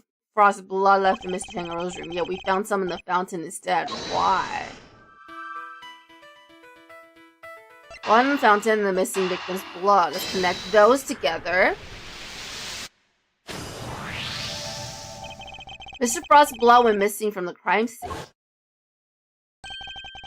Traces of it showed up in the fountain. Why go to the trouble of removing the blood from the scene after the body had been discovered? And why only the blood? Surely the body would have also been in the way. Someone had moved the body aside to get to the blood. Someone moved the body aside in order to get to the blood that was in the chest. No autopsy report, no body moved aside. Put that together. So the body might have been moved aside or even removed from the scene of the crime entirely. After all, as far as we know, there's still no autopsy report. We learned plenty about the murder weapon, the suspect, but very little about the body itself. Our assumption thus far has been that the body had been recovered by the forensics team. But what if that assumption is false? What if Mr. Von Karma wouldn't show Detective Bad the autopsy report out of something other than spite? What if we've been thinking about this the wrong way around all along? The question isn't why did Mr. Von Karma hold back information about the body? It's this Mr. Von Karma even have any information about the body in the first place? How do things look from that angle? Perhaps the body hadn't been removed by the police in order to carry out an autopsy. Perhaps it had already been removed and hidden away by the culprit before their arrival. Oh, that's a possibility too. We both heard the rumors about Mr. Von Karma's questionable methods. Fabricated witness statements, shady deals, forged evidence. What's that got to do with us right now? I would never judge a person on the basis of rumors alone. Even Mr. Von Karma, I've tried my best not to let my preconception color our interactions with him. Nonetheless, it appears he may indeed be willing to twist the truth to his own end. He's being playing dirty? Oh, Bender! You don't think so? I fear he might have been and still is, and I'm not about to let him get away with it. Alright, here we go. Don't breathe a word about anything to an Inferno and attorney, but I'm right here! Hold it! What is it now? I have a few questions, Mr. Von Karma, about a certain fact you've been keeping from us. You meant to call them methods of an officially sanctioned investigation to question yet again? There'll be consequences if I obstruct you further? Alright. It's not the police have an issue with Mr. Von Karma, it's you. Is it on the prosecution to work out who the real culprit of a crime is? I have no intention of debating what the prosecution's role is or is not with the likes of you. But let me make one thing clear. Our job is to identify suspects and ensure that every last one of them is convicted at all costs. Believe me when I say I leave absolutely no room for doubt when I present my perfect, unassailable cases Honestly, from the logic you've been presenting so far, I highly doubt that. Objection! How far would you go for your perfect case? Would you create facts out of whole cloth, perhaps? You intend to accuse me of fabricating evidence? I do, because it is why you've done nothing but hinder Detective Bat from doing his job at every turn. Ooh, he's sweating! What we're talking about? You didn't shut him out of an investigation because you want him to keep an eye on us. You did it to stop him from finding out that you don't have the body. Doesn't have the body? Clutching at straws, I will tolerate no more of your preposterous slander. Then allow us to examine it. Prove me wrong if you can. Under no obligation whatsoever to prove your baseless accusation one way or the other. As you must have seen for yourself, a piece of bloody chocolate is missing from the scene of the crime. Why did it disappear, and where did it go? Does it matter? Some blood went missing from the chest when the body was found, so what? How the hell does this guy win court cases? You put this case in front of the judge, and you're like, Your Honor, blood is missing from the crime scene. And the prosecutor goes, so what? So what if some blood went missing? And the judge would just be like, yeah, who cares? So what if the blood was missing? That is not how this works. So what indeed? That's precisely my question. If the body was still the scene when the police got here, removing the blood would accomplish nothing. However, let us suppose for a moment that the body was not. If someone had wanted to erase any trace of what had happened in that room, that it all makes perfect sense. Was this petty obsession with the blood say? It's evidence! What do you mean petty obsession? Sir? But since it's so important to you, why don't you tell me where you believe it went? Of course, after all, evidence is everything, as you never tire of telling us. I believe this should back up my theory quite nicely. What evidence do I have that shows where the blood from Mr. Tangaroa's room went? The fountain!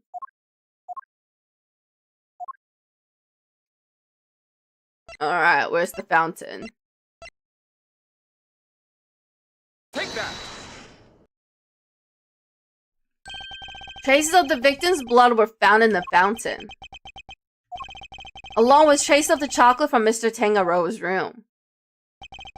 I believe the missing piece of blood-stained chocolate was dumped into the stream that flows to the fountain, which strongly points towards one certain fact. Someone purposely disposed of the blood after the body had been removed from the chest. Mr. Von Karma, where did you find the body? You didn't find it, did you? Did you get your hands on that kind of evidence? Did neither the authority nor the means to carry out that kind of analysis on the fountain water? Yeah, Detective Bat does. Oh, I'm sorry that he's so good at his job that he's a thorn in your side. Officially off the case. It was barrel only in the first place. Mr. Monkami, you still haven't answered my question. Will you admit it? Will you confirm that no body was ever recovered? It's really quite the claim, you know. One that you'll never find any proof for, I'm afraid. What must I do to get an answer out of him? If you don't mind, I've given you quite enough of my precious time already. Can we technically subpoena for the body? The subpoenas not exist in this world? Huh? As a defense attorney, you can technically request for a... Well, in America anyway, you can request for a special of your choice to examine the body and the prosecution will have to produce it. Is that not a thing in this make-believe world? Hello now, created! Happy New Year! Almost Happy New Year, but same to you, same to you. It is very close to New Year in other parts of the world, but not where I live. It is probably actually New Year's in other parts of the world, but it's also not where I live. Soon, though. Soon it'll be 2026, and you guys can't hear it, but I can hear the kazoos of my neighbor going cray cray. They do this every year on New Year's Eve. Anyway, I don't know why I keep applying my common sense into this game. I know it's better if you don't, but it just makes no sense. Like, what do you mean the defense doesn't get to look at the body? That is not how it works. How is that fair?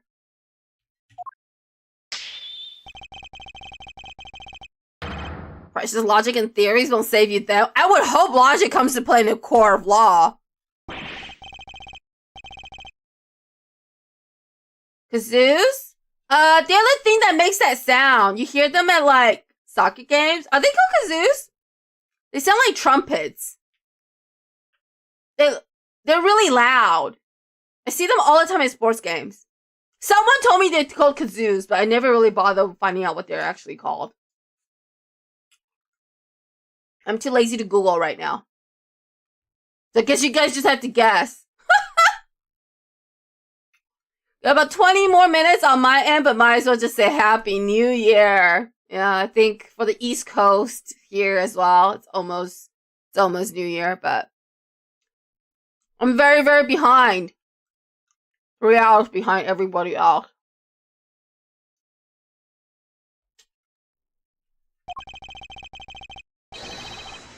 Ow. Edgeworth's papa is so cool. No wonder Edgeworth was so proud of him.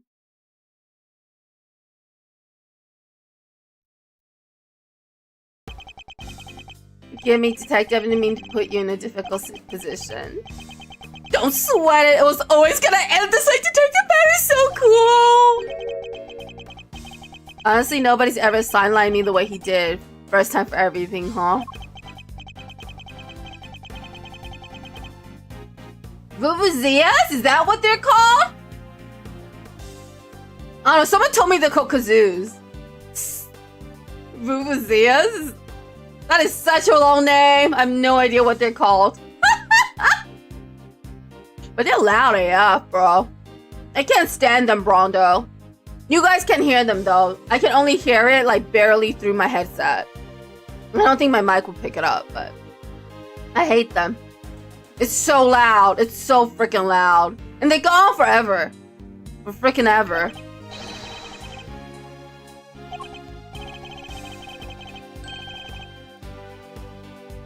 Aw, Detective Ben's such a good person. Well, if there's anything I can do to help to say the worst, since, you know, I'm off the case now.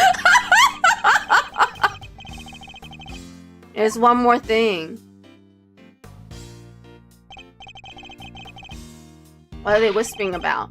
Yeah, left Fender on the secret. Detective and I were just arranging a little insurance for the trial. I think we have enough to see Mr. Tangaroa acquitted.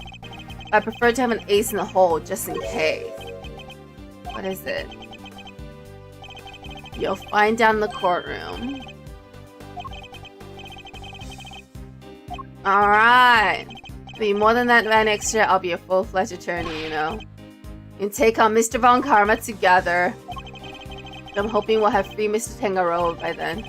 But if we're up against Mr. Von Karma, I guess we can't rule out the possibility that this might take some time.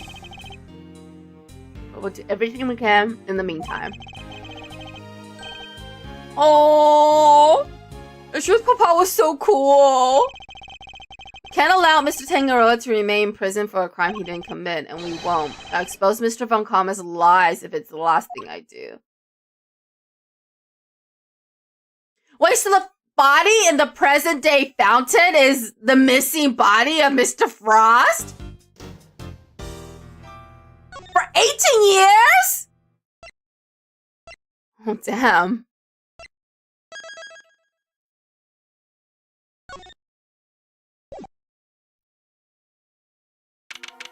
Alright, we're back in the present time.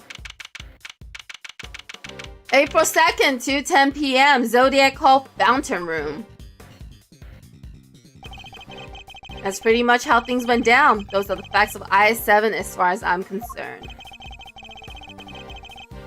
Finally learning the truth about my father's last case. So what happened at the trial? Well, we lost. Von Karma did a real number on us. Couldn't prove that Mr. Tangaroa was innocent? We could prove it alright, had a decent little pile of evidence in our favor. Problem was, we underestimated Von Karma. He fought even dirtier than we'd feared. I can imagine. Secure conviction at all costs. That was always his guiding principle. Ain't that the truth? It's so funny how prosecutors in this game is so different from prosecutors in real life. Little side story for you guys. When I was younger, I wanted to be a lawyer. I wanted to be a lawyer.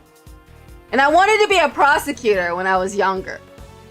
Then I went to high school, and that's when I learned being a prosecutor isn't really about getting people convicted of the crime they committed.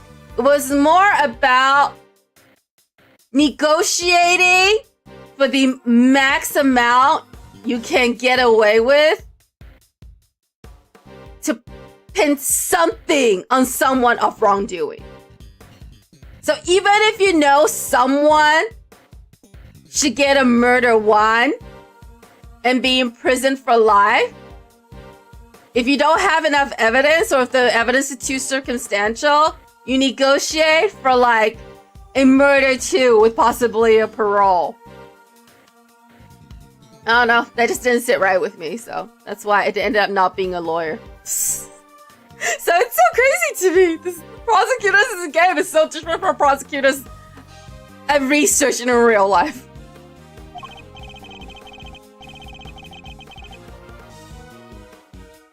Anywho, the trial dragged on and on. The whole thing took about a year in the end. I'll never forget the day the verdict came down, December 28th that following year. It's April now, so...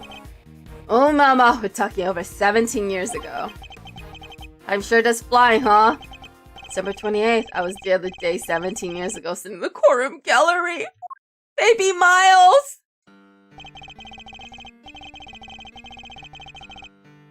Just before the trial started, Gregory noticed that Simpsons were looking even worse than usual. Turns out, the poor guy had finally reached his limit. It was so bad he even said he wanted to be found guilty. How is this legal? They forced a confession out of him. How is this even legal? Von Karma got what he'd been pushing for from the very beginning. I'm pretty sure if you're a defense attorney and you'll find out that your client, like the prosecution has like not allowed your client to sleep in order to break that, I'm pretty sure you can get the case thrown out.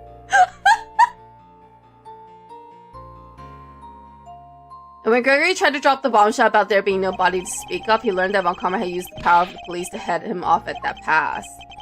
He even had himself a fake autopsy report, but that wasn't the end of it. Von Karma had gotten sent him to falsely testify against himself being an accessory to murder in court. Wouldn't all of this get the case thrown out of court? I'm just saying. How did Von Karma get away with all of this?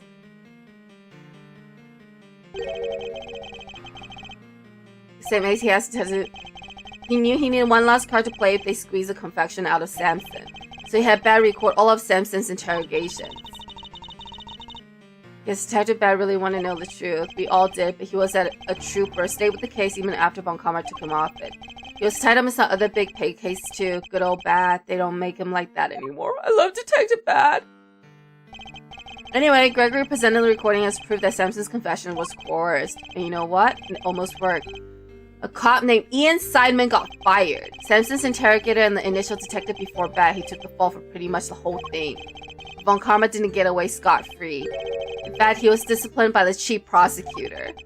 For the one and only time in his 40-year career. The fact that this was the only time astounds me.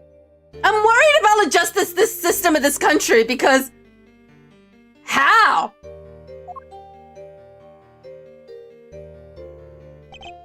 Still, Samson himself couldn't stomach another day in court.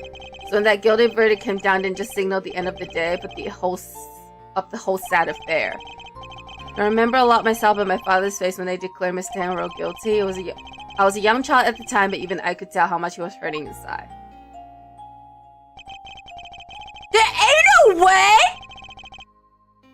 that they find out that the confession is coerced and all they did was give the prosecutor a slap on the wrist. That should be grounds for a mistrial.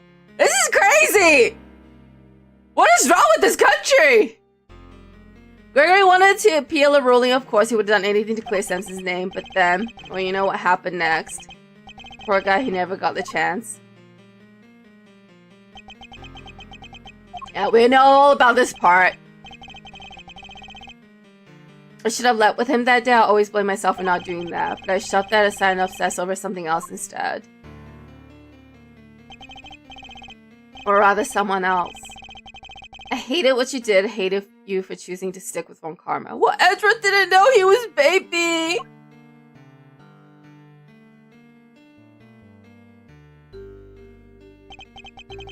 Hope you can forgive me. Fanta, what do you mean? There's nothing to forgive. You did your best. You had every right to hate me. Edgeworth. I went on to become a prosecutor as planned, and that's when Mr. Von Karma showed me this case file. According to these records, Mr. Tanro was convicted as the main culprit in Mr. Frost's murder. That's not right. Samson was convicted as an accessory to murder. Strange, the file clearly states that he was the perpetrator. Plus, I'm fairly certain that all of Mr. Von Karma's case was successfully solved. But anyone wants to take a look at this? This file's being doctored. The part about the verdict, it's been changed. Yeah, feature peepers on this.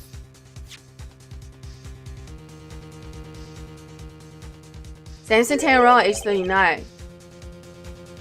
Organized off a confectionery contest, victim's body was found inside one of his creations, leading to his arrest. While in detention, Tanro discovered that he had a taste disorder, which is subsequently cured via medication. Verdict: convicted as an accomplice based on this confession. It's a copy of the file they have on record at the courthouse. And why is my copy so different? Said it came from Von Karma, yeah? My guess is he didn't want Gregory's son thinking there was a murder out there still at large. Didn't want you looking into it again before the statute of limitation was up. So everything I believed about the case was a lie. Like they say, we all gotta start somewhere. What's important is you know what's what now. The statute of limitation may have run out, but the truth's still out there, you know? I inherited Samson's case when your old man passed. Prosecution handed it off to somebody else too. Okay, not gonna lie, I think it's very weird for any country to have a statute of limitation in murder. And I say that because in the United States there is no statute of limitation for murder. It's actually one of the few crimes that doesn't have a statute of limitation. But I think that should be the case everywhere else too, because you mean someone can just wait out a murder and get away with it scot-free? That's crazy to me. Prosecution handed off to somebody else too. The great Von Karma wasn't going to bother facing off against a rookie like me, was he? Anyway, long story short, the killer was never found, and Samson was found guilty instead. Not without the real perp, I'm afraid. Until then, his confession stands. Speaking of which, I didn't find out until after the verdict had been handed down, but Von Karma had threatened Samson and made him a deal. Told him if he didn't confess, he made sure Judy was convicted instead. Oh, damn. Samson knew there was no way Judy could have done it, of course, but he wasn't going to take any chances, so he did what he was told and confessed to keep her safe. Now riddle me this, mousy boy. Why do you think your Uncle Eddie just happened to be in the prison the day Bronco Knight died? You were there to see Mr. Tangaroa. Bingo, Judy and I both promised we'd visit him every day. I didn't quite keep that promise, but Judy did. She never missed one visit in all these years. From rain or shine, she always showed up. But none of that changes the fact that Samson's still being unduly punished day after day. Got to do something, Mr. Fender. Okay, you're so kind. Well, kiddo, that's actually why we came here. The ice sculptures are back on display just like they were all those years ago. And we're gonna see what we can find out, right, Malzarino? I'm a prosecutor, Fender. I don't look at these things the way you... I don't look at these things in the same way as you are my father. That doesn't matter right now, speaking not as a prosecutor but as Miles Edgeworth. I want to know the truth behind both of these cases. I'm not leaving until I do. Alrighty then, now that that's sorted, we can really get to work. Good thing I brought the IS-7 case file and evidence with me today. Yeah, documents first, who doesn't love paperwork, am I right? Oh god. The parts in red ink are my annotation. IS-7 incident file, case file data updated in my organizer. Alright, let's take a look-see, I'm curious.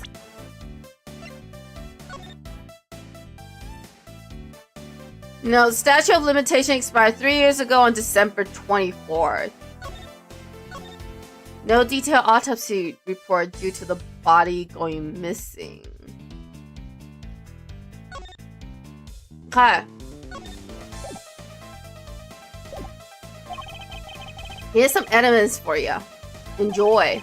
It's quite a few, so I'd take a minute to scope them out if I were you.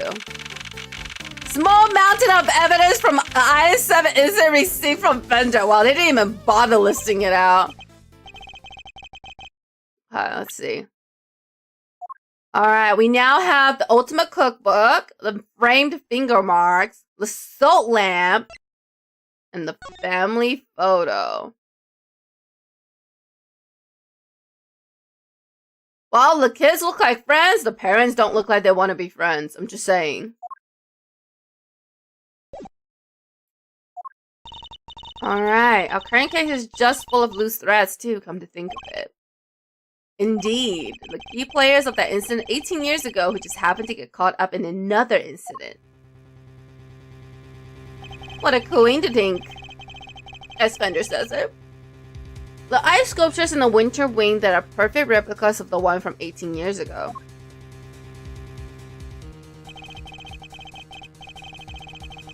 Poison gas attack in the autumn wing, which has been disguised to look like the winter wing. The two chemicals that were found inside the Pisces statue's display case, ubiquium and asphyxion. They form a poisonous gas when mixed together. The victim of the gas attack, Carmelo Augusto, who is no stranger to the events of 18 years ago, and who is still unconscious and undergoing treatment in the medical ward. And finally, we come to the body floating face down a fountain. And the fact that the ice sculptures have melted just as they did all those years ago. The events of the present day would appear to be intimately linked with the events of the past, which means they may be able to help us learn more about what happened 18 years ago. Alright, let's get investigating. I forgot he's here! What do you want, Eustace? This one is my investigation. You're doing such a great job, Eustace. Such a great job. You know? You're really solving this crime here. Yeah. Now it's 2026 for me! Well, Happy New Year's, not creative. Happy New Year's. May all your dreams come true in 2026.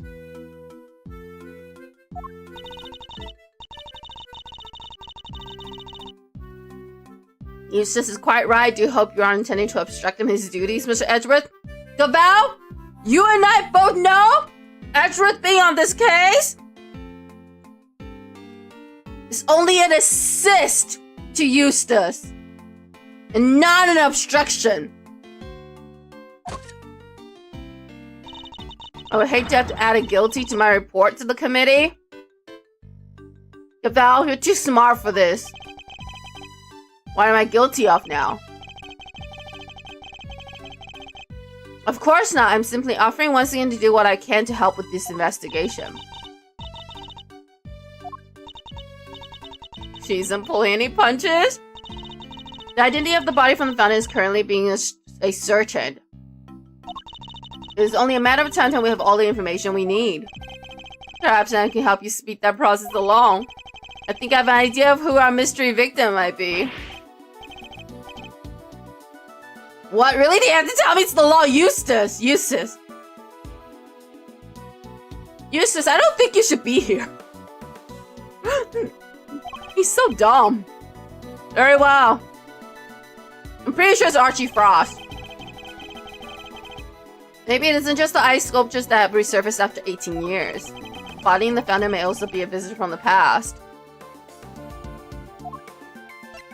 Oh, I'm fairly certain. He's even dressed in the same clothes. I believe the body in the fountain is that of the man who was murdered here 18 years ago. Mr. Archie Frost. What? You saying that was poor Chillywinks? Wait, who the heck is Chillywinks or Archie Frost or whatever it is that you're talking about? Eustace! Archie Frost was a famous sculptor, Eustace, although he was better known as Paul Halit. The sculptures on display here are all his works. Sounds like he did well for himself. Always good to encounter a fellow winner. Eustace, he's dead! Mr. Frost was also the victim in the IS-7 incident. Oh, Cavell knows about that. Sus. Mr. Edgewood, the IS-7 incident is an 18-year-old case. And according to police records, the victim's body was recovered and autopsy duly carried out. Sure, that's what the records say, but the records can't always be trusted. What are you insinuating, Cavell? Cavell, you're way too smart to be playing dumb right now. And while the records say stuff like body totally recovered, the defense backed and begged to differ. Not that it stopped the prosecution from shutting them down hard, of course. You're far too smart to play this dumb, Cavell. Oh. Eustace's phone just went off. Really? What is it, Eustace? The body? We've got an ID. Some sculptor named Frost or something. I guess Edgeworth called it. Doesn't take a genius to figure that out. Goddess of Justice! So my father's deduction were right all along. Well, Judge Cavell, I say this changes things, wouldn't you? Perhaps now you admit that I might be of use to this case. More than a certain junior prosecutor, anyway. Trying to steal a win? Eustace, some of us don't need to be concerned with the win. We don't need to chase the win. By existing, we're already winning. Do you know such thing? All I want is to uncover the truth.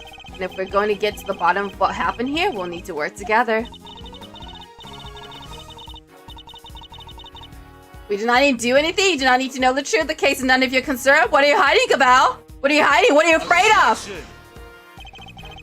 Oh, there, Judge D. I think you might be wrong about that. See, I was on the defense team for IS-7, so this case is very much my concern. I was one of the pesky kids pushing the theory that the body had actually gone missing. The prosecutor at the time may have brushed us off, but you can't deny the testimony of your eyes. But to put it a little more bluntly, the prosecution's case was rotted from the ground up. What happened if the press gets a hold of this information, huh? What happens to your precious goddess of justice then? When she loses the public's trust? There's been a miscarriage of justice caused by the prosecution's committee's job to fix it, no? Who better to help you unpick the mess than someone who was there at the time? Unless you have an ulterior motive? Miss Goddess of Justice? Which case especially must be here on the committee's behalf. Connection to the case is noted, Mr. Fender, but I fail to see how it concerns Mr. Edgeworth. He's the son of the original defense attorney and the protege of the case's lead prosecutor. And that's not enough for you, he was at the trial too. I think it's just possible he might have a little something to bring to the table, don't you? Damn, Fender's so smooth! Yeah, now creator, what's the future like? Don't leave us hanging. Unless there is no future, and you know, once we cross over midnight, it's all over. Yeah.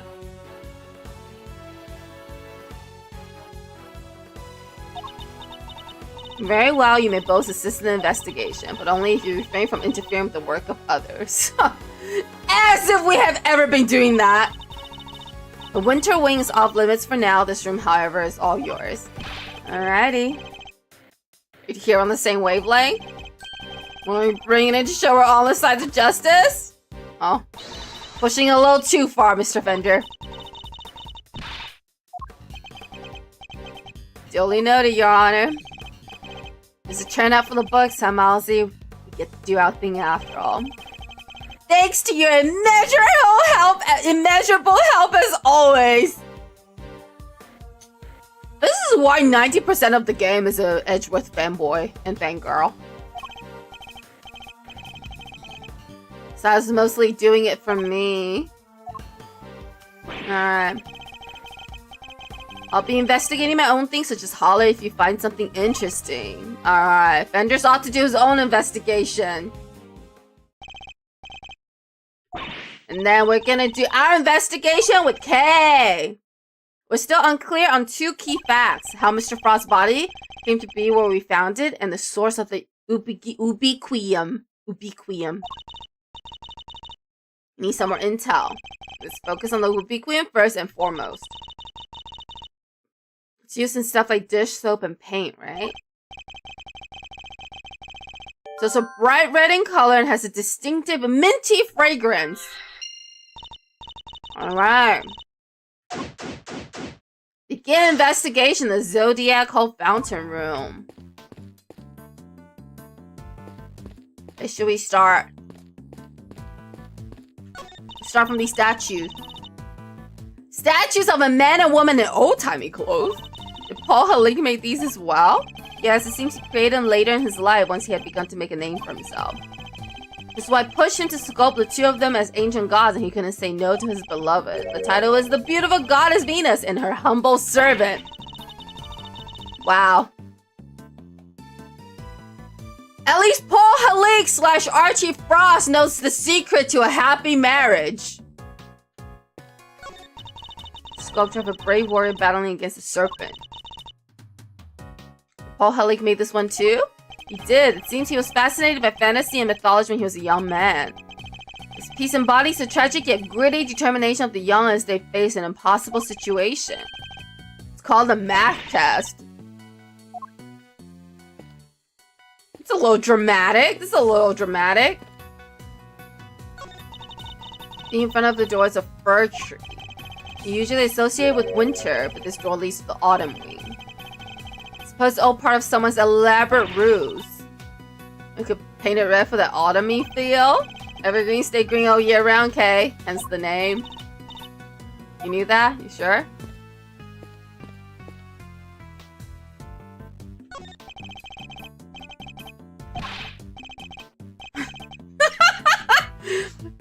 Not Ezra's picking a fight with Eustace.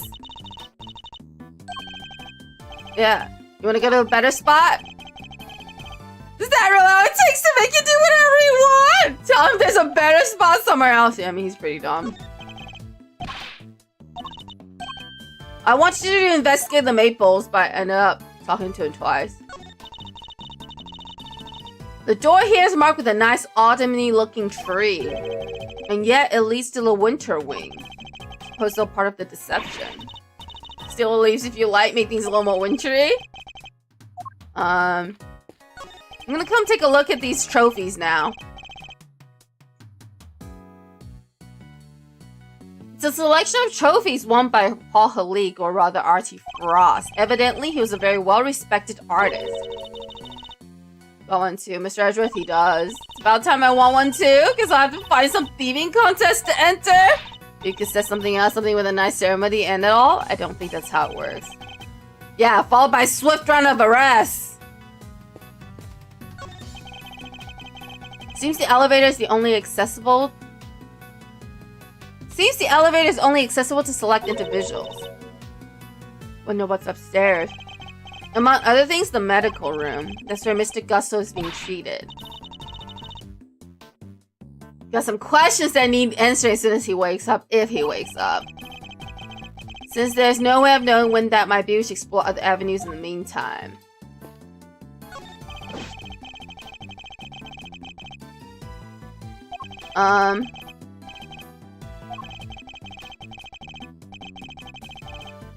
It wouldn't make much difference if you did obviously you stand in front of a wall. We all know a few bricks will stop you, Mr. Edgeworth. Wow. It actually sounds like kind of scared of you. Okay, I feel like everyone in the police department is scared of Edgeworth. So what kind of reputation do I have down the precinct? Oh, well, you don't want to know.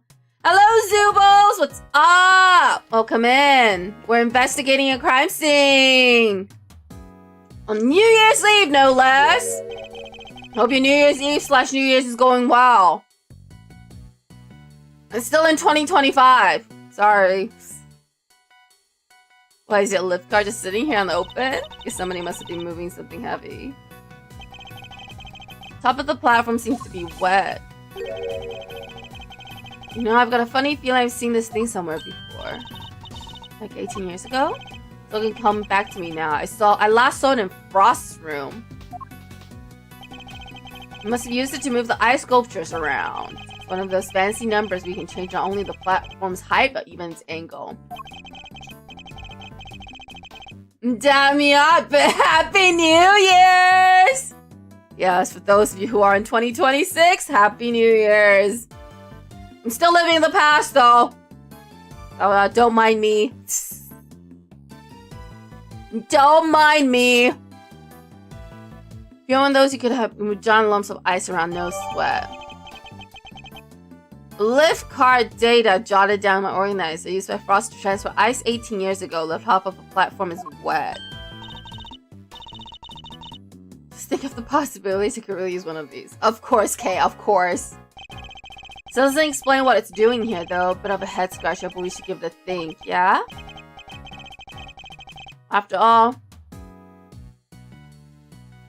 it just might have something to do with our case. Alright, got a bit more information. Put sunflowers by the door. Nice. Fitting a doorman for the entrance to the summer wing, I suppose. Summer's almost on vacation time. Every great thief knows that means tourists with bulging wallets. Wow. Pickpocketing K, isn't that a little beneath a great thief? Yeah, maybe you're right. It's a day to 2026 in Korea! We are behind, gang. No. I'm behind. Y'all are ahead. I'm in one of like the latest time zones, I think. So, I have another 2 hours and 44 minutes before I hit good old 2026.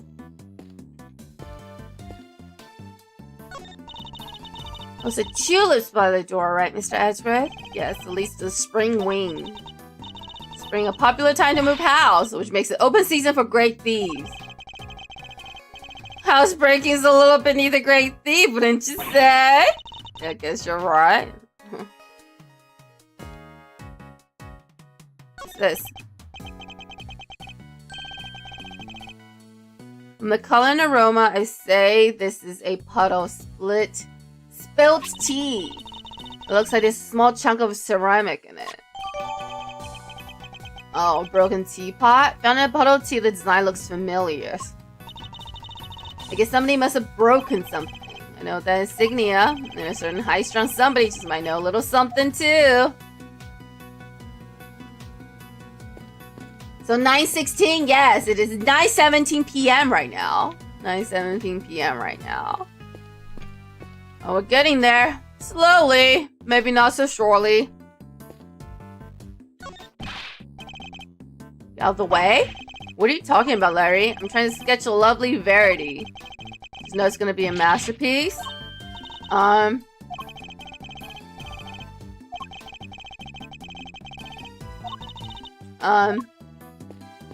Alright, Larry's having a good time.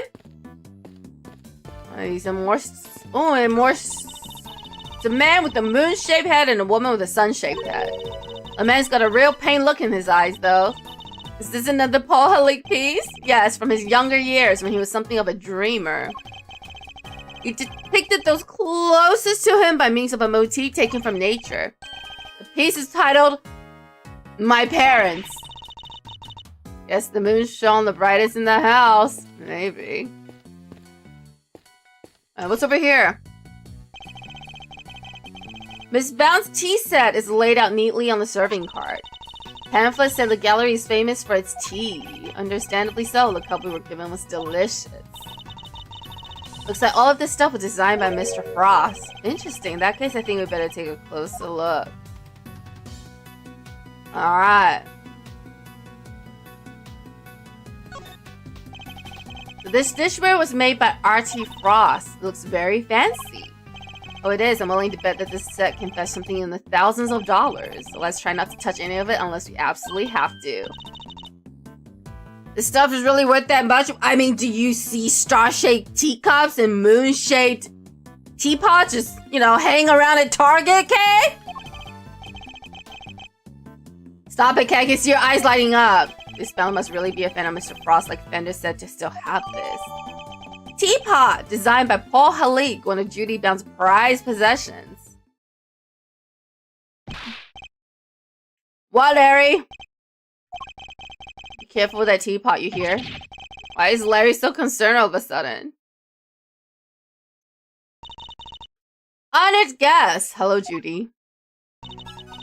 I can pour you a cup if you like. Miss Bound. And Larry immediately forgot about Verity and is on to Judy. Good thanks, no tea for me. You two knock yourselves out. Huh? Thank you for the offer. Yes, why not? A quick break won't hurt. 2 cups coming right up. Smells great. Alright, we're drinking tea. Okay, as cool as star-shaped cups is,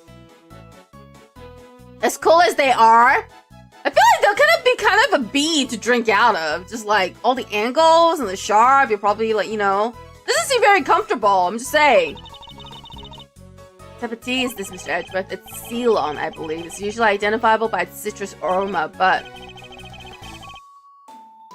Miss Bound, is this the same blend you served this morning? Why, yes. Is it alright? There isn't anything wrong with it, is there? Why are you so dramatic? Oh, no, not at all.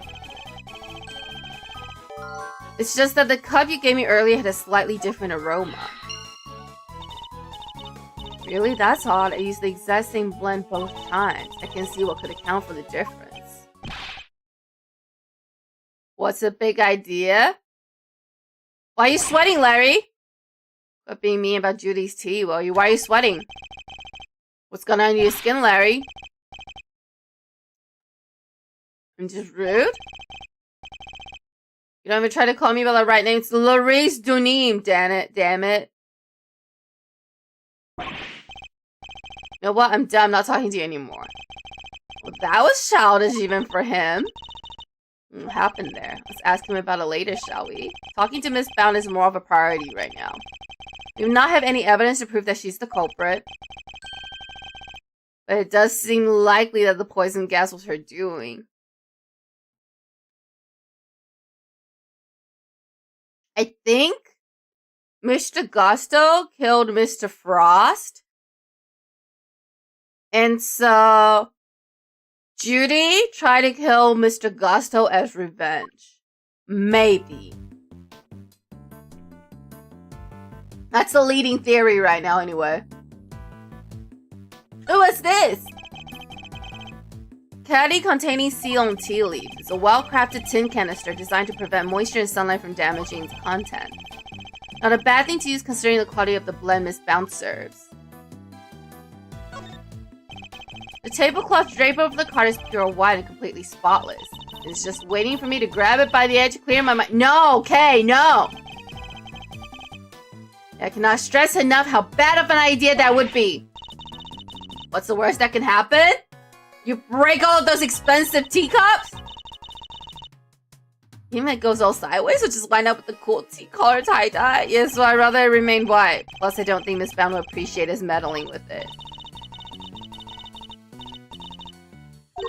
Hey. Hey. Settle down. Settle down.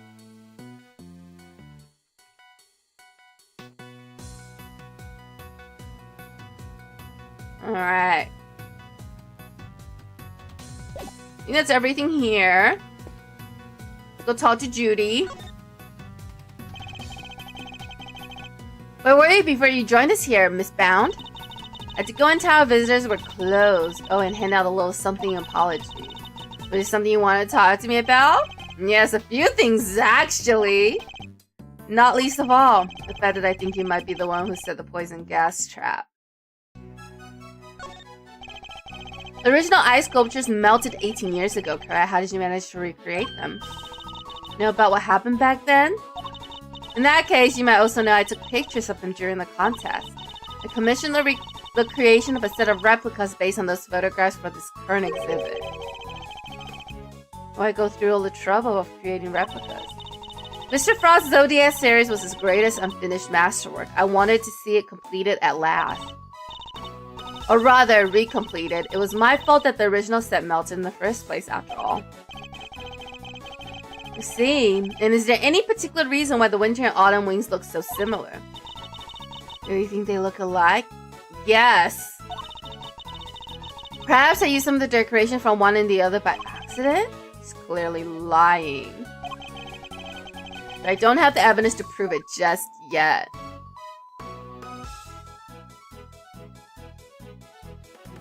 Alright. Anything we can present to her? Let's ask her about the ceramic fragment.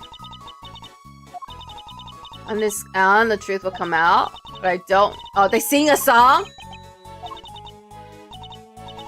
They sing a sound. They sing a song. They sing a song. They sing a song, but I wanted to ask questions, but I guess not. They're just gonna keep singing the song. I see. This lift cart, I heard it was in use 18 years ago, too.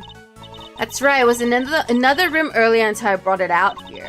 It's very useful for moving large, heavy objects around. But why is it wet? Was it used to carry something wet? Like a... You know, like a body that needs to be defrosted? I'm wondering if she moved the body 18 years ago so that the prosecution wouldn't have a body. Because you know what they say, no body, no crime. But then it didn't work. Huh. Well. Either way. Doesn't help our case right this moment, I suppose. Anything else we can ask her about? Let's ask her about the Ultimate Cookbook. What kind of pharmaceutical recipes are in the Ultimate Cookbook? There's so many, it would take a while to go through them all. If you really want to know, well then let's start the show. Oh, she's gonna sing again. One by one, we'll sing the things that the world's best little cookbook brings. No, I don't want to listen to a 2-hour song about this book. That would be a waste of my time.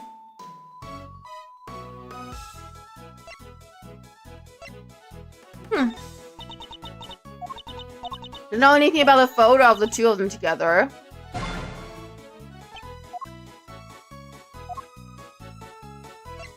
Ask her about the IS-7 incident. No, she doesn't want to talk about that either.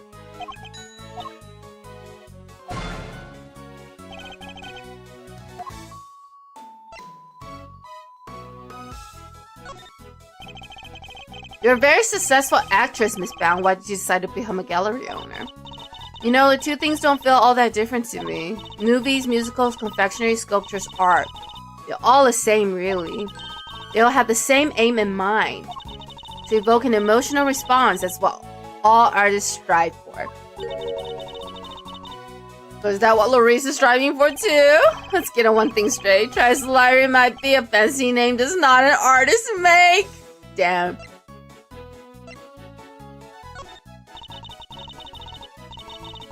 Alicia gave me a few of those clocks that light up when you attach them to a special device. How many did she give you exactly? 4, I believe. There were 4 of them in this cloth in the autumn wing, but I'm sure I saw another one somewhere else. I get the feeling Miss Bound is hiding something. Okay, I don't think we're gonna get much else out of her. Well, let's just move on for a sec. Body's been taken back to the lab, sir. Autopsy's underway. How's the rest of the fountain looking? Rather beautiful, actually, sir. The water's crystal clear and kind of soothing. Okay, so there's nothing else. Let's talk to Larry again. I'm gonna keep this simple, Larry. You're hiding something, so just tell me what it is! Edgeworth is employing his death glare. Quoted with the glare off you two is weird.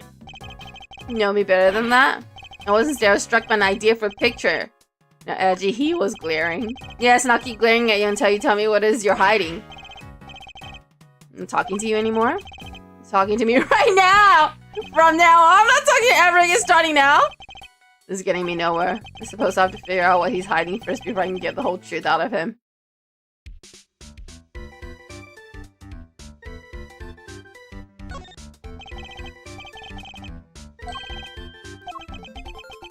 Alright.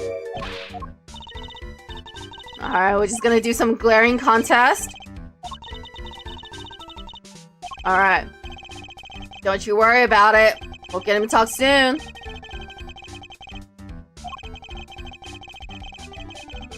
Sending him with the right piece of evidence will force me to come clean. It's Larry giving the death sentence now! I wish. The only thing he's guilty of is being stupid.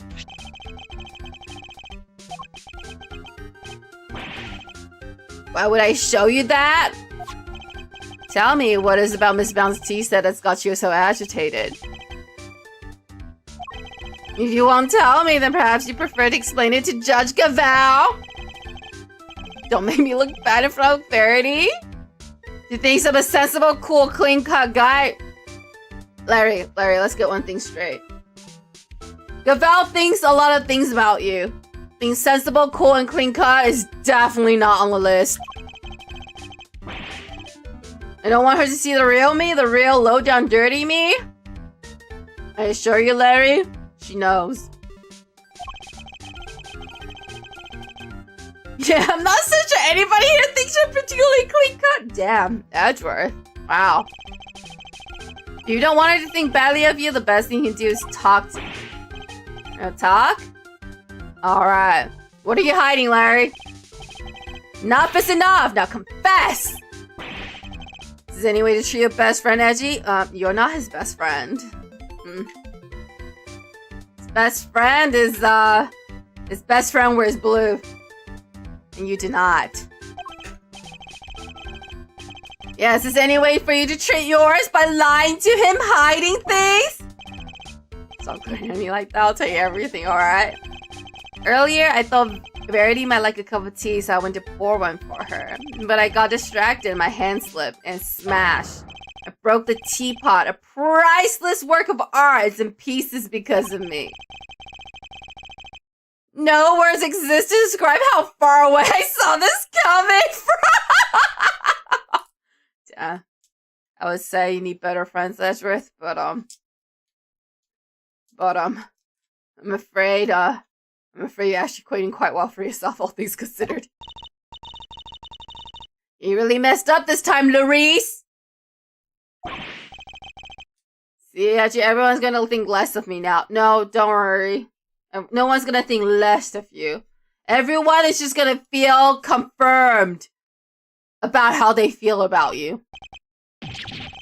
Judy's never gonna forgive me for this. Lying to me won't do you any good. I think you need to apologize to Miss Bound. Oh, damn! Damn, he got on his knees. My teapot, I see. Sorry, Judy, I'm so sorry. I don't have any money, but I'll paint your portraits. I'll paint you 50 portraits. It's really me who should be apologizing. How could I have failed to notice that there were broken pieces of ceramics on the floor? Somebody could have been hurt. Here, let me make sure that's safely disposed of. The teapot in question was designed by Archie Frost, correct? I understand it was something you've long treasured. You must be upset. Oh, I am, she says with tears in her eyes. But of course, all things break eventually. And as luck would have it, I have another identical teapot. It's far from the end of the world. Is she less attached to Mr. Frostworth than she used to be?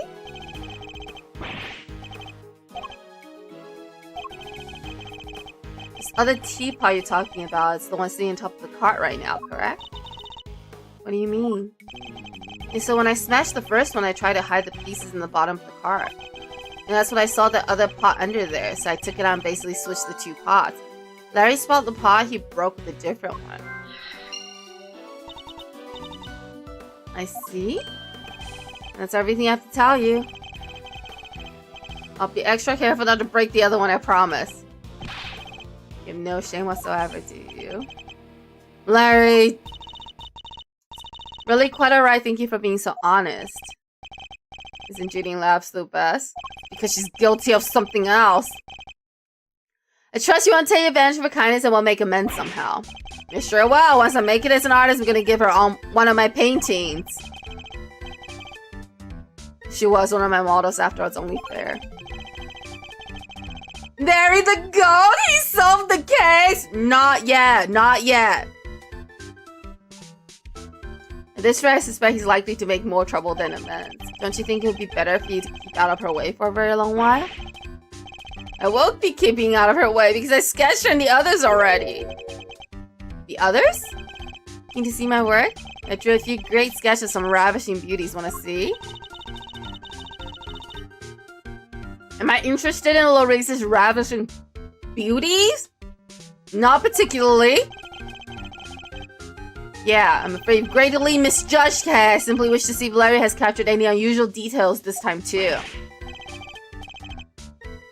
Nothing unusual about these are my best work yet.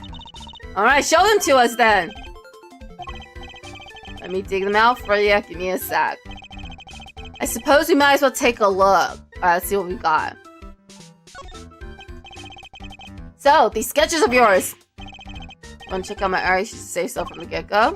Here, feast your eyes on this. I'm looking at here.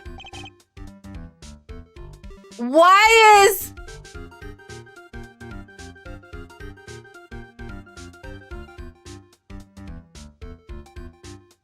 Larry, there is so much evidence in these paintings! First, why is Miss Skull either putting something or taking something out of the fountain?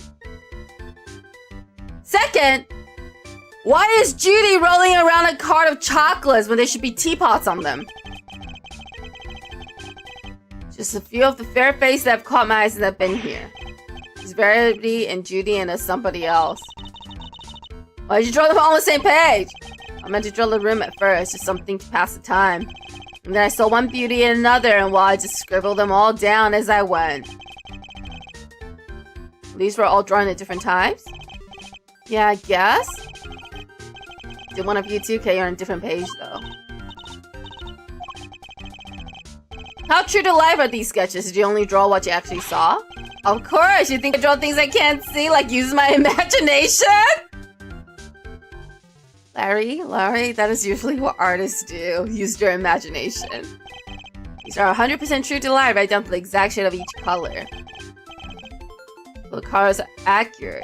Interesting. Much as it pains me to admit it, Larry, may have provided me with a useful piece of evidence yet again! A serving card in the sketch, for example, if I compare it to the one here in the room, tablecloth's a different color. There's a clean contradiction between the two. I think a little deduction is in order. Can I borrow this page for a while, Larry? Want me to sign it for you? No, thank you. Sketch depicting exactly what Larry saw. Thanks, Larry. You're so useful and so annoying at the same time. Alright, here we go. Do a little deduction. With Larry's art. Larry, can I ask you something about your sketches? Fascinated by the work of the great Larice Tony. It's the composition, right? No. No. I'm more interested in your color usage. Not exactly. This light blue tablecloth, you painted that exactly as you saw it, correct? Everything's exactly as I saw it, but the tablecloth and cart here in this room is white. Wow. It's full of crazy theories. The simple stuff just passed you right by, huh? Huh? Listen, just before I drew that sketch, I was in the middle of some business with the cart with the tea set on it, okay? Kind of business. Oh, the hiding the piece of the teapot I smashed kind? Anyway, I was still in the middle of cleaning it all up when Judy came out of the winter wing. I didn't want to get busted for breaking the pot, so I quickly dove out of sight.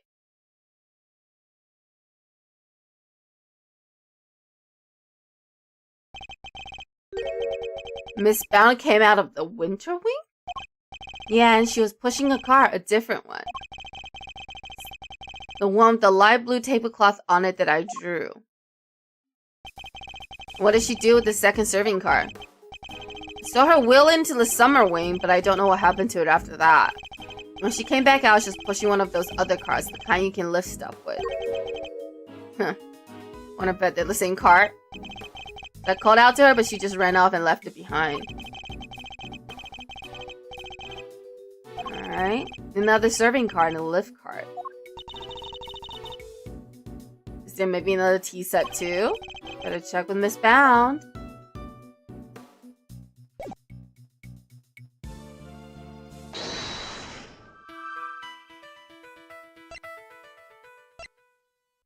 The tea sounds different.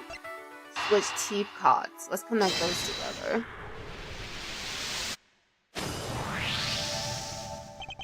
I suspect the difference in aroma we noticed is due to the teapot having been switched. I can't see what else it could have been. The tea itself hasn't changed. Why don't we ask Miss Bound just to be sure? Miss Bound? The difference in aroma we noticed, do you think could have been because of a different teapot? I suppose so. The cup just now had a subtle minty scent, rather like uva tea. I just remembered and made some peppermint tea in that top pot only yesterday. That must be where the minty aroma is coming from. Could that really be it? Teapot's leftover aroma. Minty fragrance or ubiquium.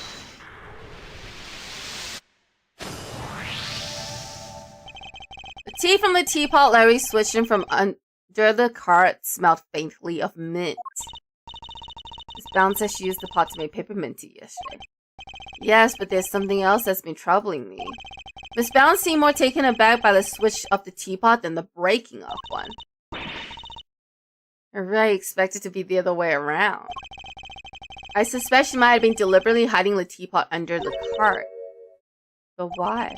One of Ubiquium's key characteristics is its minty fragrance. So what if she had been hiding some of it in that teapot? It's simply a possibility, but one worth investigating, I believe. Mr. Winner, any luck finding the Ubiquium? What? My people are searching the entire gallery, but they haven't found anything yet. What about you? Don't tell me you know where it came from. I may have an idea! You were saying, Eustace? You were saying that if you can't find it, there's no chance that useless what? What indeed? You do know where it came from? Yes. Where? Miss Bound's teapot. Nice piece, I like it. Can you get it tested? This looks like a fitting price for a natural born winner. Eustace, I need you to test this teapot! The vital piece of evidence is not a prize. This evidence, I'll have one of the forensic people check it out. Thank you. My God.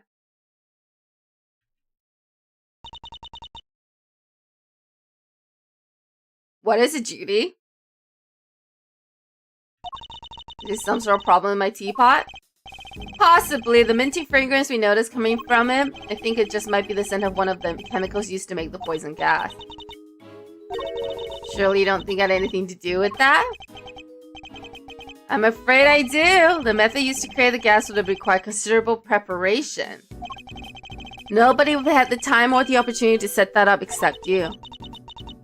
That's not strictly true. It took around a week to get Zodiac all ready for the exhibition. There were all kinds of people coming and going through here during that time. Delicia, for one. So you see, I'm not the only person who could have set it up after all. Miss Gomez on our radar too, of course. You needn't worry about that. Besides, I wouldn't know the first thing about making poison gas. Even if you did find some ubiquity in my teapot, I wouldn't have any idea what to do with it.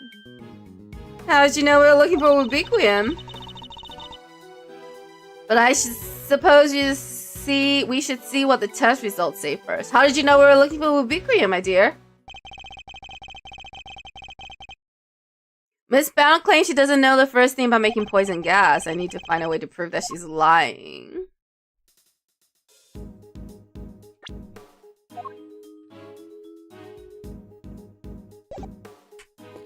Alright, while all of that is happening,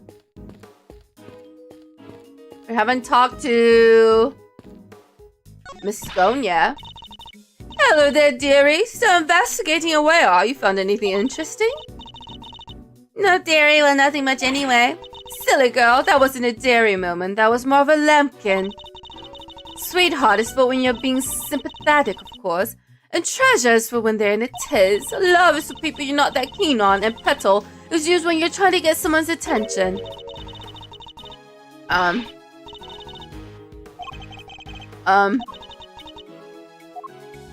Alright, we can't really talk to Alicia. Let's see.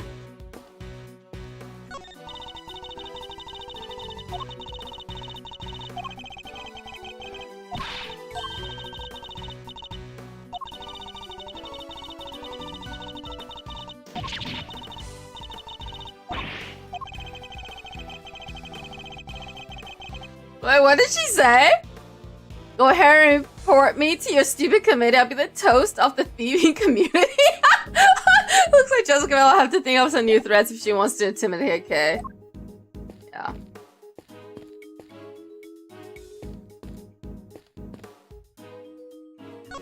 Let's see what Fender is up to. What's the situation with the investigation? Things are progressing. I think a fuller picture of what happened is beginning to emerge. Because I better set my game too then. Alright. Talk about the two incidents, Fender. This game seemed to have a lot in common with the incident from 18 years ago. Got the lot. Melting statues in the winter wing, even the murder victim's body. How did nobody figure out that the body had gone missing? Frost had no family apart from his son. And well, the kid kind of vanished. Nobody's seen him since around the time of the incident. Gusto's son too, and him and his best pal from school both jumped and just up and disappeared. And they were never found? Gusto's boy wasn't, not as far as I heard anyhow. Guess Frost's kid turned up in the end though. He collected his inheritance at some point. But yeah, with no family around just after the incident, Frost got no funeral, no nothing. So no need for the police to release the body and no need for anybody to find out they didn't have it. They filed their fake autopsy report, nobody was any the wiser. Well, almost nobody. I still can't believe Mr. Von Karma would have stooped so low. Edgeworth, he killed your father.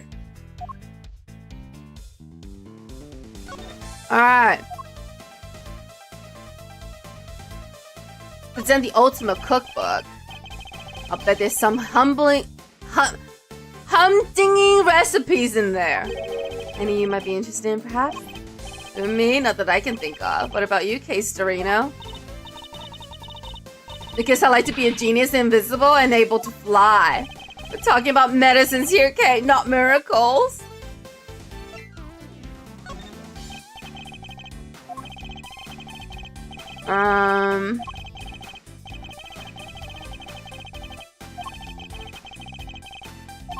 Okay.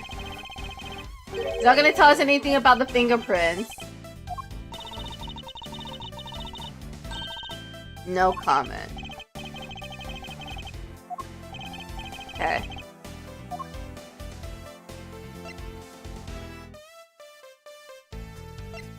What if we showed him the art?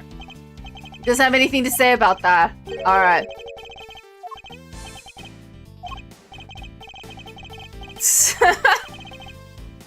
Doesn't have anything to say about the painting. Ask him about a teapot. Doesn't have anything to say about that either.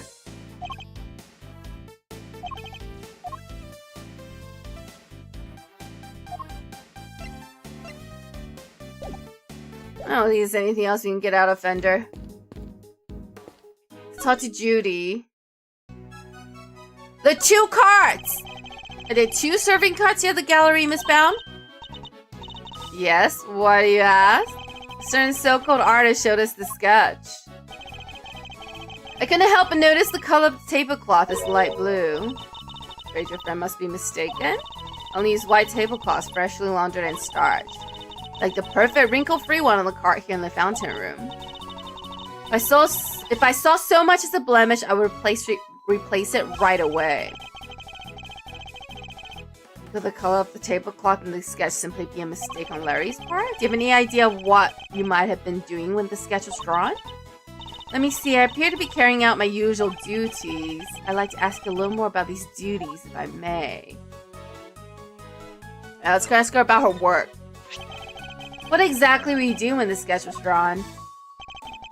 Because from what I can see, your cart doesn't have a tea set on it. I was delivering some chocolates to the investigating officers. I'm jealous. I love chocolate. There are a few left over, so here for you both. I made them myself. I hope you like them. Thanks, Miss Bound. Why not? They're a little melted, but I suppose that's because they'd be sitting around in your pocket. Chocolate handmade by Bound, slightly melted out of being kept in her pocket. Super sweet. I'm very glad to hear it. They may not be the prettiest, but I'm grateful for the energy boost nonetheless, though perhaps they could do with a little less sugar.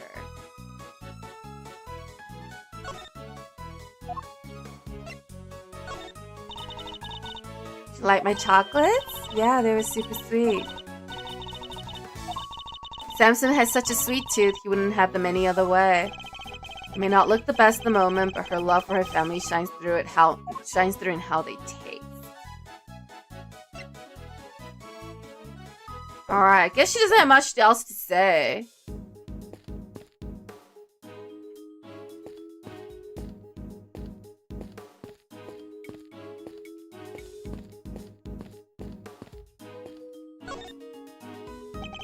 Seems the police have already removed the body, but why did the body of a victim from 18 years ago turn up in this fountain? And why wasn't it all rotten and stuff? Did it slowly shuffle its way here? Did I remind you that zombies aren't real? It seems likely that the body was preserved somehow. Is that impossible? Alright, friends and guys, something to report. Traces of both ubiquium and asphyxium have been detected in the fountain. I'm gonna say they were probably carried here by the stream from the autumn wing. In addition to those 2 chemicals, there's also a large amount of sugar. The composition of sugar is being analyzed as we speak. Sugar in the fountain? Where would it even have come from? Oh! Our phone just went off! Edra speaking. Hello, Gumshoe! Is everything alright, Detective? Everybody's left the winter wing. It's just me in here now, which means I can tell you what we found out. You really shouldn't be sharing information about the investigation, but after the past week or so, I'm not about to stop him now. The exhibits in here have all completely melted. All that's left in the display cases is some stuff at the bottom. More of it in the Taurus case than the Gemini case, though. Describe the stuff from me if you can. It's like pale blue liquid. I had the lab run some tests just now. The sample from the Taurus case just had a bunch of sugar in it. The one from the Gemini case had 3 different substances in it, which were sugar, salt, and blood. Blood? Well, I saw them blood during the Gemini's case sample. Can't imagine whose blood it could possibly be, but I'll get a tester right away. Please do, detective. Oh. I wonder if the body was in the case. I also spoke over the radio with the forensic guys working in the fountain room. He said he just got word that the sugar they found in the fountain matches the sugar in the pale blue liquid. That might well prove to be a significant development. Gemini case analysis results data jotted down in my organizer. Anything else to report, detective? Yes, sir. We found one of the light-emitting devices here in the winter wing, too. There are a few of those being used in the autumn wing to disguise it as the winter wing, as I recall. It seems that equipment from 18 years ago is more than just a show. I need to talk to Miss Scone about this. Anyhow, I better be getting back to it. I'll let you know as soon as we hear from the lab about that blood. Thank you, detective. Yeah, Gummy had a lot to say, Kay. All of it were very useful. I'm going to prove that Miss Bound's claim about who could have set up the poison gas traps are false. I'll need to talk to a certain somebody else who was here 18 years ago. The chocolates were low in sugar. It's the maid. Get her. She's not a maid anymore. She's an actress now. She was a maid, though. Miss Scone, I'd like to ask you a few questions, if I may. Of course, dear. Fire away. Anything for you, Mousy Smousy, and dear sweet little Tooth Decay. Appreciate it if that was the last time you called me Mousy Smousy. I'm not a fan of Tooth Decay either. Well, you'll just have to like it or lump it. I can't change a nickname once I've settled on it. Ugh. Well, I guess we tried. Alright, let's ask her about the gallery decoration. What can you tell us about the various devices used to decorate the gallery exhibits? I press something else. There seems to be some pretty specialized items in use. Light-emitting devices, luminous fabrics. Oh, I can tell you all about those, dearie. After all, I'm the one who gave them to Moody Judy. It was my way of saying sorry after I broke the rules all those years ago.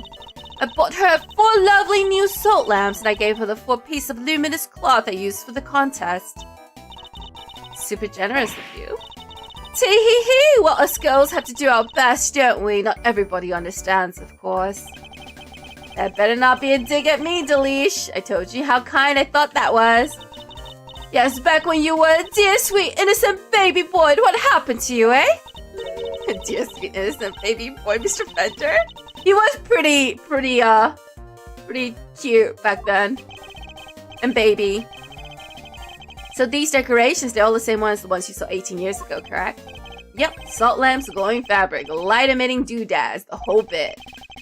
There are 4 luminous clothing used in the autumn wing, but I'm sure I saw another one somewhere.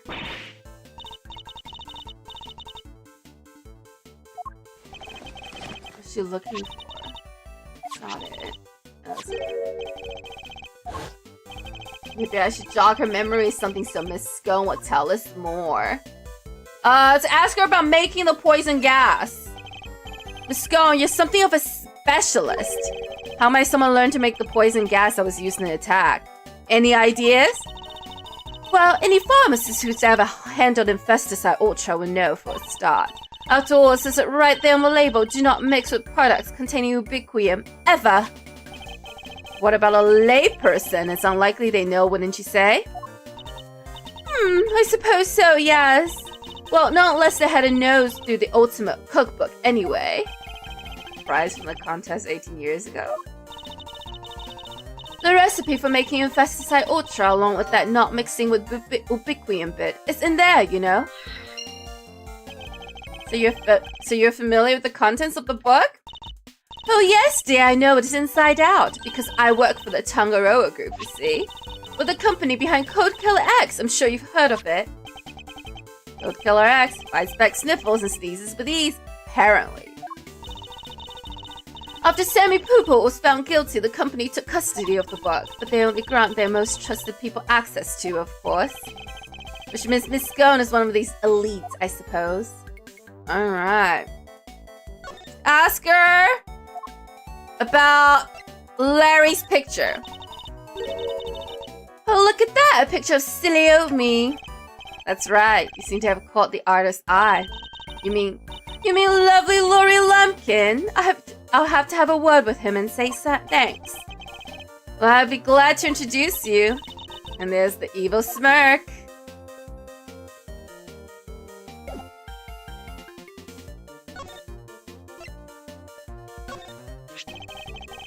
You had a piece of fabric like this in your bag, did you not, Miss Scone? Albeit a somewhat grimier one.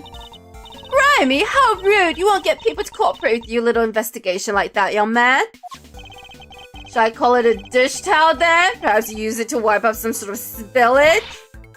A spillage, he says. The cheek, that's a piece of highly specialized luminous cloth. Oh, I probably shouldn't have told you that. I think I'd like to know a little more about this highly specialized luminous cloth, if you don't mind. Let's ask her about the cloth. Why didn't you want me to know you had a piece of luminous cloth in your bag? Oh, well, I suppose there's no point in hiding it now, is there?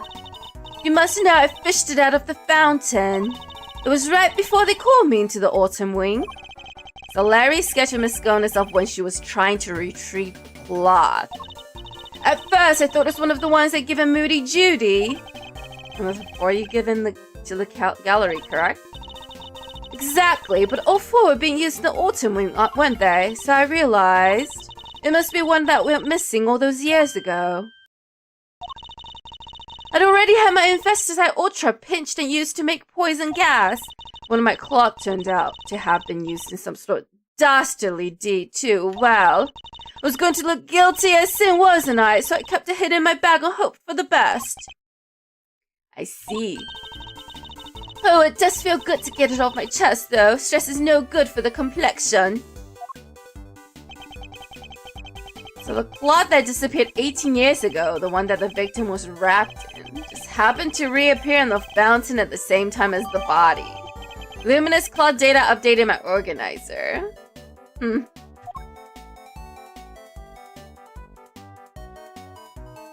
don't think it was a coincidence.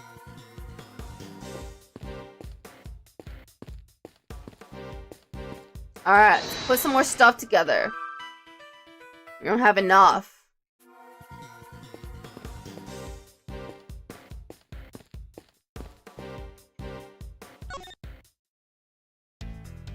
Alright, let's ask Fender some more about Judy Bound.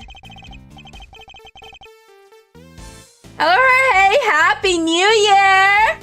Yes, for those of you who are in 2026, Happy New Year. I'm still in 2025. Got another hour and 59 minutes before the bell strikes midnight. I know we're going a little bit over the 3-hour mark, but I'm trying to finish this part so we can get a move on. So I don't have to remember all this crap next time we play the game. Happy New Year's, ho hey! Hope you have a great 2026. Tell me, Fender, what kind of person is Miss Bound? Wait a minute, what? Don't tell me you've got a thing for her, Mouse? No, I do not. I don't like them dressed in green. I like them dressed in blue. Just yanking your chain. Anyway, what can I say about Juice? Well, she's a real brave trooper for one. What else do you call someone who waits around for 18 whole years like she has for Samson? Even after his extended family kicked her out of his place. They threw her out? Yep, Juice wasn't technically part of the family, so there was nothing she could do. She had nothing, nobody, and no job after Samson took the fall. So she had no choice but to take what he taught her and make her own way in showbiz. She's retired from all that now, though. Why did she retire? She's finally made enough to buy the old place back. She even got the ultimate cookbook back from the Tangaroa group after they basically stole it. Guess this place and everything to do with it was all she ever cared about, so she just wanted it back, all of it. Fender seems very sympathetic to Miss Bound's plight, but from a less charitable perspective, she has in a way taken everything of Mr. Tangaroa for herself.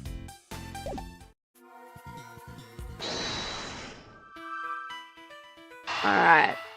Bound's actions combine it with the ultimate cookbook, where there are instructions for creating poison gas. The ultimate cookbook contained instruction on how to create the poison gas. And the current owner of that book is none other than Miss Judy Bound. Yes, Wei, okay? That's exactly what I mean. I'm afraid I do. Miss Bound would have been perfectly capable of setting up the gas trap. Finally, we can prove that she's been lying to us. Investigation complete! And that's that. All that's left now is to await the result of the test on the teapot. To be continued! Save your progress, yes.